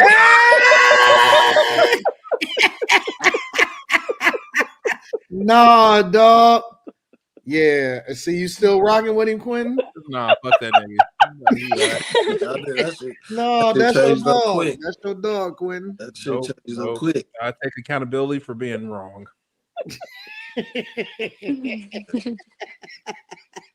You do some TikTok dances, nigga. Nah, nigga. And he's sassy. He wear wigs off camera. If he was doing like 90s dances, nigga, if he was doing like the stanky leg, all right, bet. But you doing the TikTok shit, nigga. The fucking Kai Cenat dance. No, nigga. That chicken Grown able-bodied man doing TikTok dances. Feminine TikTok dances. This is why he's broke. Quentin was ready to go to town on Molly, but now you can't do no. I'm always ready to go to town on Molly, nigga. That's every day. Hold on, this dude was sit up here talking about, oh, your family went on a trip. Your family, bitch, you probably could have went on the trip too if you weren't making the damn video. Oh, this dude was twerking in the mirror. He set the camera up to where it was two of them in the mirror. No. And he's been posting for a few years now. So I'm also, and he has like about 2,000 or something followers. So I'm just kind of thinking like he's probably also frustrated he's not getting as many followers. Like That's not your lane then. Hey, bro, that's not your lane. Soul. He's selling his own soul to get no viewership. That's what he's crying about. Y'all still not watching me. Let me act like a bitch even more. I want you to know who. Listen, no, I just want you to know whoever you are, sir. It's okay. Don't come shoot me. Don't I understand. I don't have the same sentiment as these other four panelists. I understand. You just said it. What did I say? I think he's confused. I am here for you. If you need to talk, you can reach out to me. And don't take on those poverty demons. QD. We will get this. We will get that stuff transfers. Okay, you gotta be careful. Get them spirits. No, and you just have to have an amazing Billy of foresight, and you can see through this. He gonna be posting your shit inside of the group chat, dog. Don't do that. Yeah, let him go, man. He toast. All right, I got one more video. I just want y'all to comment on. I want to get y'all thoughts on this. I'm gonna go with Slimmy first. All right. On this one. I'm not gonna play the whole thing. I'm gonna just play some of it. So here's a woman talking about having no empathy for unmarried men age 40 and over, reaping the seeds that they sown, about talking about the one that got away. All right. So this is what she's saying. Minute now, and it may come off as insensitive, but maybe y'all can help me understand how to empathize. But I literally abhor when men get on here crying in their 40s and 50s and up about being single and being unmarried, as if the odds are not statistically in their favor. And especially after they discarded a good woman, after they hurt a good woman, and they like, dang man, she was the one that got away. I just want to be married. I just want to have a family. Go start one. Like, what's not clicking? As a man, the odds are very much still in your favor. Like, y'all get to set the tone for relationships. Y'all get to set the tone for commitment, the pace, all of that. So what are you on here crying for? Yes, you hurt a good woman. She should be the one crying. But you could go get another one. Like, literally, statistically, and biblically, the odds are very much still in your favor. The ratio of Black men to Black women in the United States is lower than 1-to-1, with more Black women than Black men. Again, she should be the one crying. In 2021, there were about 21.5 million Black women in the United States, which is about 52% of all Black people. In California alone, there are about 89 Black men to every 100 Black women. Supply and demand, sir. Just go get another one. That's not. I can just kill her point. Well, go ahead. 80% of them bitches is overweight. They're gonna die. They're gonna die because they got too much fat around their heart. They're gonna die and leave us alone anyway. So what's the point, ma'am? And she's just giving these stats about women. Like, how many of those are like marriage material women? Like, for the first day, I had a woman treat me like all the stuff we talk about, and I was fucking confused. Like, and I was like, "Who the fuck are you, unicorn?" Like I remember talking to this woman, we were texting, and she's saying this stuff, and I'm like, "This is fucking weird." Like, that's what I'm thinking. I was like, I've never had a woman treat me like this. And I'm like, "What the fuck, man?" And it was refreshing. And she was like, "This is just who I am," and I'm like, "I see." And while Quentin is right about the overweight women, she is right. Men shouldn't get no empathy. We don't need no empathy. Most men are choosing to be unmarried. They don't want those women. They don't want the women that are there.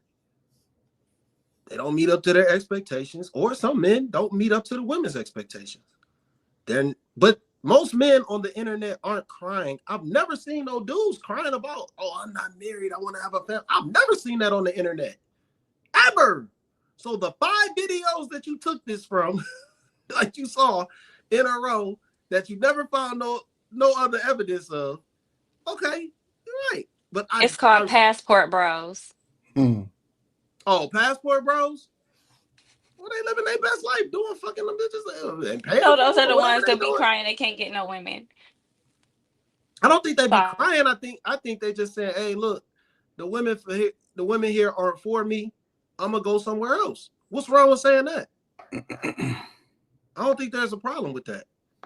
Like, if that's what they're saying, like, I don't see the issue. Like, but most of the time they're not saying, "Oh, I want to have a family. I can't." I've never seen that on the internet. Wives. Huh? Anyway, I don't want to take away from your point. Go ahead. No, I'm just no. Go ahead. I mean, go ahead and say what you gotta say. But I don't see videos like that. You know what I'm saying? So if you do, oh, okay. So no, I think that's just my version of men crying that they can't find a woman. those are the only ones that you really seen. Yeah. Well, I think this. I know Molly is. I don't know why y'all let Molly get away with this shit. What are you saying? Yeah, he don't like talking about those videos. Like, I'm sorry. Like, I know she's married, but who wants to deal with a woman like this? She's so cold, and so there's a softer way to say everything that she says. Who, Molly? I like Molly. I know, but I'm not gonna let her get away with. There's a 10 times, like, we talk about these women. There's a softer way. Her points are valid, but it's the way she said it. Like, what the fuck? Are you a woman or do you have a dick? Who, Molly? I like Molly. What's wrong with the way she says shit? Yes, she's hot. Yes, Molly's fucking hot. 1,000%. I'm not talking about her. We know that part. I'm not talking about her looks. I don't know. Maybe I'm. Let me. Okay, so let me talk about Q. Molly's hot. Yes, I cover. So let me bring myself to the front of the congregation. Okay, kicking it with her in person. It's like she's good. She's nice to be around. Yeah, she was fun. That's not what I'm saying. I'm like, everything that she says, there's a nicer, softer way to say this shit. Nobody, listen, I'm not discounting. A matter of fact. It's like, I'm not discounting what you're saying. I'm just saying that, I don't know. Let me opt out. Maybe I'm biased.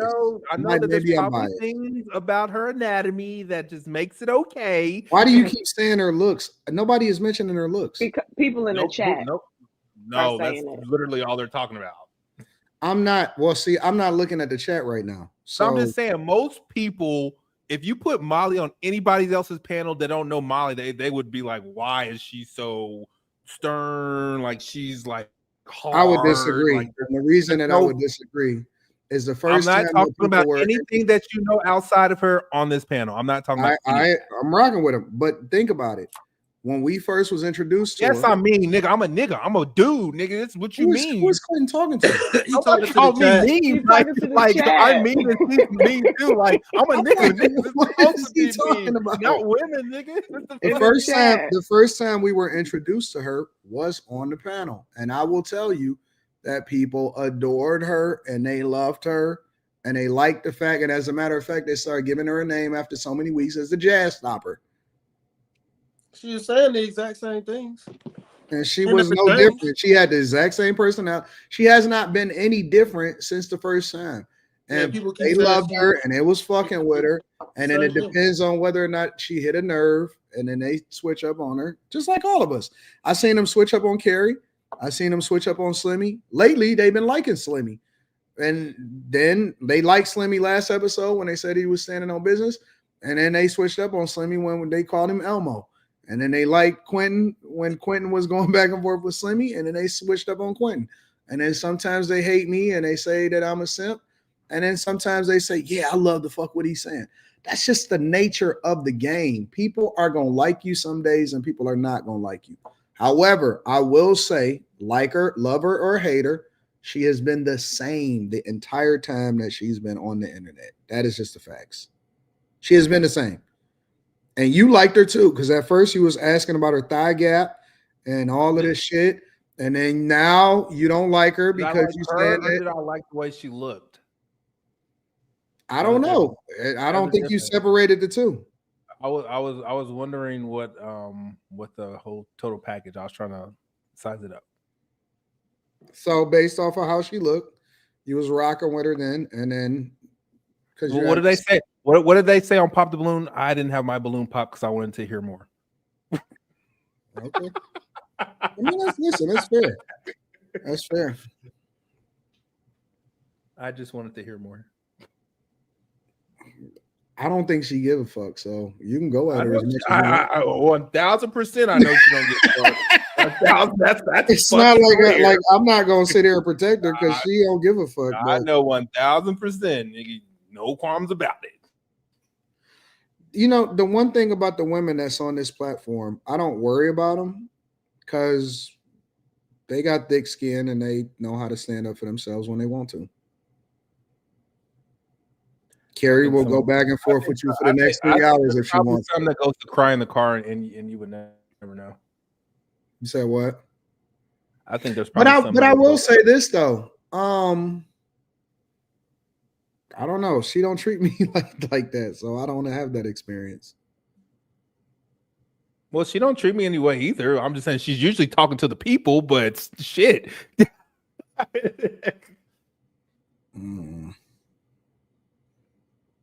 You don't know how much money I get, nigga. Shut the fuck up. What the fuck is Quentin talking about?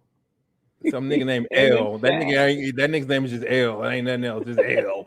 His name is L. He takes that nigga. Yeah, you're right. Your name is L, nigga. You're right. I shouldn't even respond to a nigga named L. Why would he put that? Why would he make that a name? So you don't think that there should be? Okay, let me ask the question to Quentin now. Let's get back on subject. You don't think that there should be more empathy for men who are unmarried and have yet to have a family or don't have a family yet? Do I think there should be more empathy for them? Yes. No, maybe they don't want it. What are you asking? No. They don't want it. I don't know. I'm just asking a question based on the video. Are we talking about they just don't have it or they want it and they're crying about it on the internet? I'm asking about the video that I played. I'm just asking a question based off of the video. No, I don't think there's dudes crying about like if a nigga wanted a bitch, he can go find one. Carrie? I agree with Slimmy. Like, I didn't realize that this was even a thing. I've never really seen a video of a guy giving off the, like, he's sad or upset that he can't find a woman. I think that any man over 40 who's unmarried is because he wants to be. Say that one more. Say that last part again.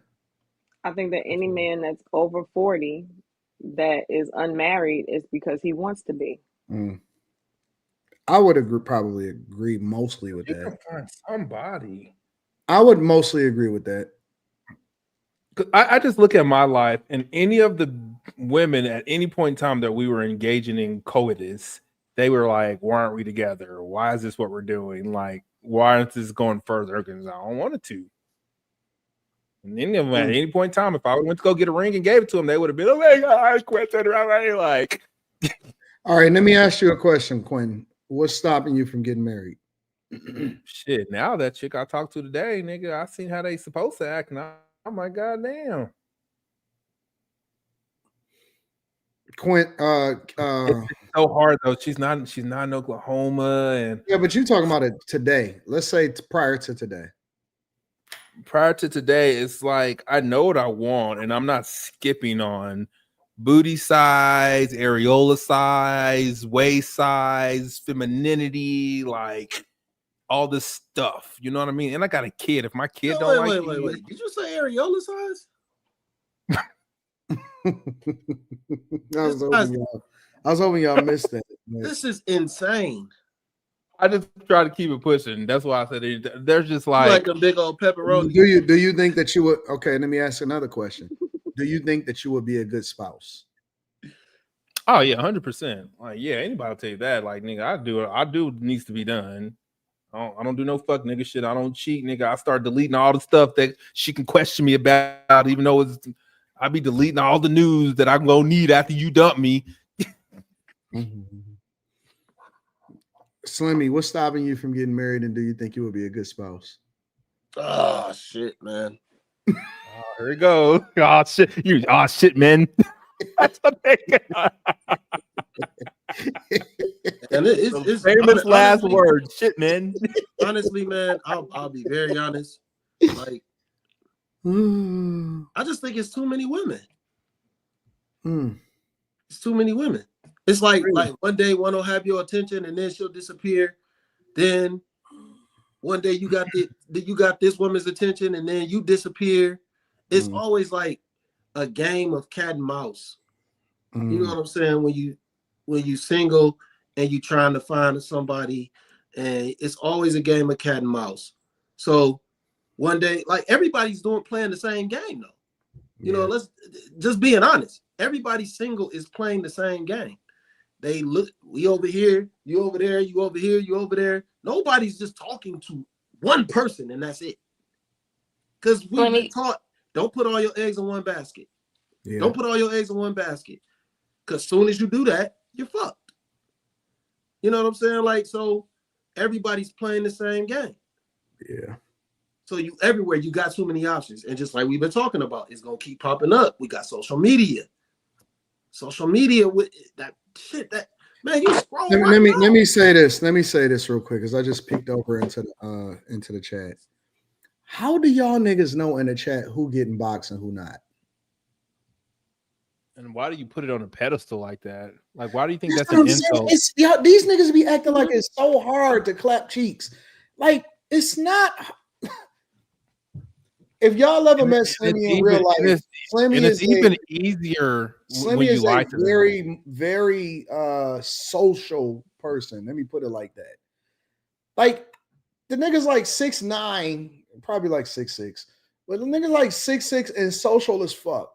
Like, what is wrong with these niggas that's always dick policing? How do y'all niggas know who getting boxed and who not? That is the weirdest shit ever. Like, I've never looked at a nigga and it's like, oh, you ain't getting no box. Like, that is so fucking weird. Niggas that evaluate niggas' dicks is so weird to me, bro. Weird. I agree.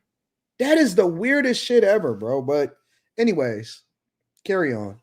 I agree. So Slimmy, you caught up with boxolitis. No. It's just like, I'm just saying, like, everybody's got, it's some people got your attention. With eggs in multiple baskets. Yeah, people just got your attention. You know what I'm saying? Just, and you don't. Sometimes you want to be over here. Sometimes you want to be over there. Sometimes you want to go here with this one person. They're not available, so you got to go with somebody else. Yeah. Like it's just like your attention is all over the place. So it's just too many options. And then say that you go out of town, you got more options. It's just. Yeah, that's true. It's so many options, man. And it's just like, damn, how do I, balance all this shit? How do I balance it? But if it came down to if I was actually married, I'm gonna do the best. I'm gonna be the best man. I don't think you can get married, Slimmy. I don't think I'm you. about to say, I don't. Yeah, don't. You said what? there's like you out, my nigga. You ain't get. What happened?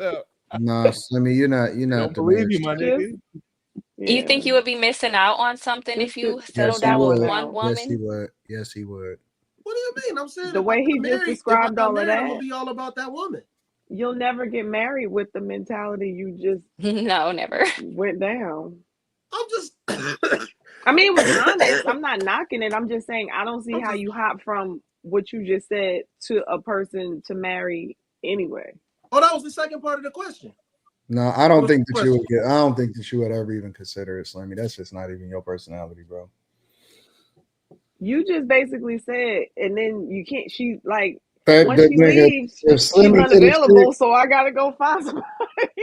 If Slimmy get a chick, your wife go to work. She gonna have to know how to skate. She gonna have to like. It's gonna be a whole bunch of shit that she got to meet the expectation for. Slimmy ain't, and she still might not even meet the expectation. So, nah. Hey, Rain, she gonna be like, man, I could get married. I could get married. She believe me. Nah, Slimmy ain't trying to get married. Do you think that y'all the marriage type? I know Slimmy ain't. Let me ask that to Quentin. Quentin, do you think that you the marriage type? Damn. Yeah, most women are confused why I'm not. So no, you're not either. Yeah, I am. They're confused why I'm not married, is what I'm saying. Because they see me and they see how I act, and they're like, "Why aren't you married?" You don't seem like you want to get married though. So, well, that's not. What is that? You don't seem like you want. Because you can if you want it to be. Well, anyone can go grab me the cookbook off the street and give him a ring. Like shit. Yeah. But if I want the person that I'm gonna rock with, and ain't we gonna be getting a divorce, and like I got more to lose than any woman that I would meet or date or marry. Yeah, I don't know. I can't speak about myself. I don't think this applies to me. So you just still think you haven't met the woman, Quentin? I agree. And I'm I didn't hear that. You were chewing. I didn't make that out. What'd you say? I ain't meet a woman, nigga. What are you talking about? Never talk about Did he say nobody. he agreed? Yes, he said he agreed. I put myself on mute and let you answer the damn question. I want to hear y'all be chewing. This nigga said I agree. Shit is crazy, bro. No, it's Quinn is eating powdered donuts and shit. That was a donut? Talking about how to agree. Oh man. I don't know what that is. I don't know. I think give me about another year. I'll be there. Shit. Beware. You're gonna be in season 3 after hours. talking the same shit. I mean, like, remember Quentin said. And Slimmy gonna be like, "Yeah, you did. Run it back. I got the video." I ain't gonna run that back. Not from that far. Hell no. I don't know. I think most of my friends say I was talking myself out of it. I don't know why. But they're like, nigga, you find the baddest bitch and you'll talk yourself out of it. I don't get it. Not if it's joy. Man, I want this one chick. I'm down, but I just oof. You think you'll talk yourself out of Joy? Joy, who's Joy? Joy Taylor? Yeah, fuck that hoe. Yeah. Mm-hmm. I'd fuck Joy just so I can like fucking denigrate her ass and like fucking make her feel this small in bed. Jesus Christ. Gotta do that's why I have sex with most women. I need to this masculinity and bravado that they have. I need to bring that shit out of you. So that's why I fuck them hoes. To be honest, neither one of these niggas is marriage material. What did Quentin just say? To be honest with you, I'm not even sure what being a husband type is. I don't even know what that means. I don't know what that is, to be honest. Now that I'm actually thinking about it. But I think when women say that, like, of course, I think first and foremost, most women want a man who's gonna tiptoe around their feelings. I think that's what they're looking for, like up front before anything else, is what today's woman needs from a man. Tiptoe around their feelings? No, I'm not never that shit. That's what they want to know. Like, because before they call it emotional intelligence. Before anything, that's what they're gonna ask. Like, first and foremost, they're gonna say some shit like that. No, I don't know. I don't know if I'm built for that. Honestly, I just don't care enough to even be having all of those extensive conversations about. And that's in your sentiment is probably why I'm single, because I'm really cold. I can be really cold. And like when you say I can be really cold also. When a woman says some shit to me and I don't care, you're gonna know that I don't care. I won't say it, but you'll see it on my face. I won't respond to it. And that's probably it. I don't have that. DD, what is the husband type? What is the husband type? What does that mean? I don't even know what that means. Carrie, what's the husband type?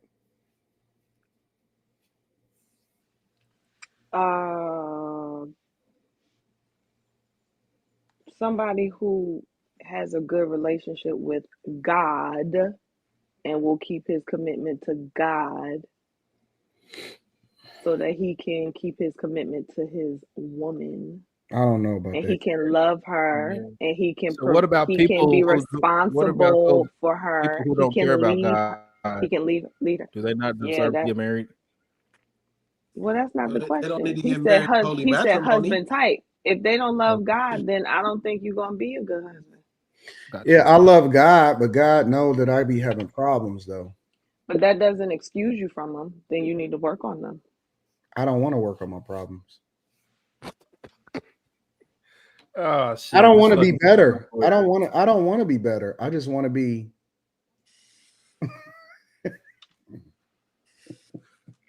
Somebody mute Anton's mic. Let's cover our brother. I don't ghost people. Oh, I'm not straightforward. I'm not interested in improving in certain parts of my life. Certain parts. If you weren't, let me mute my mic. No, go ahead, say it. If you weren't already married, I'd probably tell you don't care.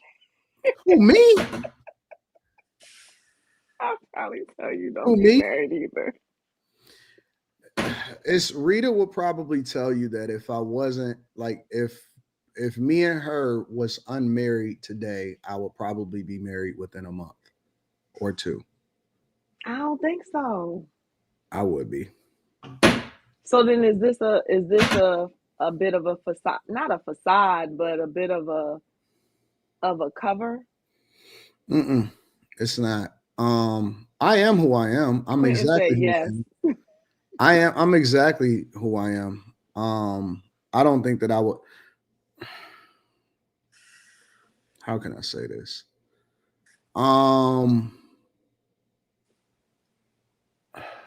There are people that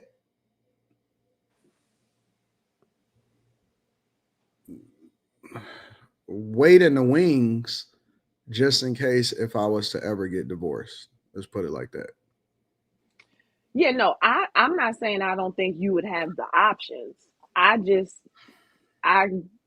wouldn't see you as wanting to take the option, according to you, because you've even said it. Like, if I get divorced, No, it wouldn't make sense. No. It wouldn't make sense for me at this point because I'm not having no more kids or anything like that. That too was what I was gonna add, Anton. I think that once men have the kids, I think that's another reason why a lot of men stay single, even if they want to be married. They're not rushing to get married because it's kind of like y'all not chasing a clock. Women, the girl's point, as y'all get older, you're gonna always have women who are interested. Yeah, but I don't want to say nothing else. All right, we're gonna mute Anton's microphone. I'm well taken care of. I'm very well taken care of. Very, very well taken care of. Amen. So I have really great friends. I have a really great community. I have a really great wife. I got a really great daughter. I have a lot of women that are around me in all different capacities that make sure I'm taken care of. They make sure I'm cooked for. They make sure I'm fed. They make sure I'm looked out for. They make sure that I take my vitamins. They iron all of my clothes. Everybody takes care of me. Everybody around me looks out for me and takes care of me. So, what are those, Quentin? Those are not vitamins. So, I got 540 of them. What are they? Gabapentin. Gabapentin. What I am well taken care of by all kind of people. Everybody looks out for me around me. I will say that they are genuinely good friends of mine. So, and I think that you're probably very kind to them. I don't even know what that means, Carrie. I'm just saying, because sometimes on here you sound like, man, F them. I don't care. I ain't gonna but I don't think that's how you really are with people in person. Well, people in person treat me according to how you know what I'm saying? Like, you teach people how you want to be treated, right? So when I say fuck somebody, I really mean that shit, but I don't have that type of energy in person. I don't have people around me or surround me or interacting with me that's ever on some crazy shit. You know what I'm saying? So there's no reason that would ever warrant for me to ever be like that with people. No, I mean like when you just do that out of the blue. Like the other night when you was like, man, I ain't giving no feedback. F that. Figure it out. I don't think that that's how you would really be. When? What? The other night on the panel. What did I say? You were like, Monday. F that. I'm not giving you, no, not Monday, last week. Maybe it was Friday, Thursday. And you were like, I'm not giving you feedback. Like I'm not doing that. Figure it out. I personally don't think that would be that sentiment. And that's the best example I could think of. I don't think that that's how you really are with people. I don't think that that's not that you can't get in that space and you know what I'm saying, but I think I could be a very hard person to deal with. Not saying that, not saying you can't be difficult, not saying any, and not saying that you can't go there if you need to. I'm just saying your base level, I don't think is as sometimes it comes across on here. And I think that it shows because you have a good network of people. You know what I'm saying? Like people are not going to want to be around people who are just like that. No. I'm a very nice and generous person. I'm just a matter of fact, I'm just a man at the end of the day. Like I'm a person that operates with the mindset of an old school man. You know what I'm saying? I'm I'll give you an example. It's not on no like social from a social, perspective toxic. It's more like I'm the type of person that you'll say, "Oh, I want you to be home today." And I'll be like, "Yeah, but I'm still leaving." You know what I'm saying? Like I'm gonna be very nice, but I'll make sure that you got some flowers on the way out the door. Right. And I'm saying, like, I'm still gonna go to work. I'm still gonna grind. I'm still gonna hustle. I'm still gonna do what the fuck I said I was gonna do. And you're probably still gonna say what you're thinking. Like I think you can be a shoot from the hip person and still be a nice person. Like, so to me, that's more of how you are at base level. I have no reason to ever be toxic. I'm toxic. I have no reason to ever be. I'm toxic in a different way though. I have no reason to ever be. I think Rita called that spoiled. I have no reason to ever be in a negative space with a woman that's around me because they don't ever warrant that type of energy. I am toxic as fuck though, so this is what it is. Like I might pull you come in and pull your pants down in the middle of the night or some dumb shit. I don't know what the fuck I'm gonna do. It just depends on how I'm feeling at the moment. You know what I'm saying? That's Like, not toxic. who knows what I'm gonna do? I might. Shit. Time to go to bed. Time to go to bed. That's what it is. 122. I'll be doing some crazy shit, yo. Rooftops, all kind of shit, bro. It's crazy. Quinn, why you squint your eyes?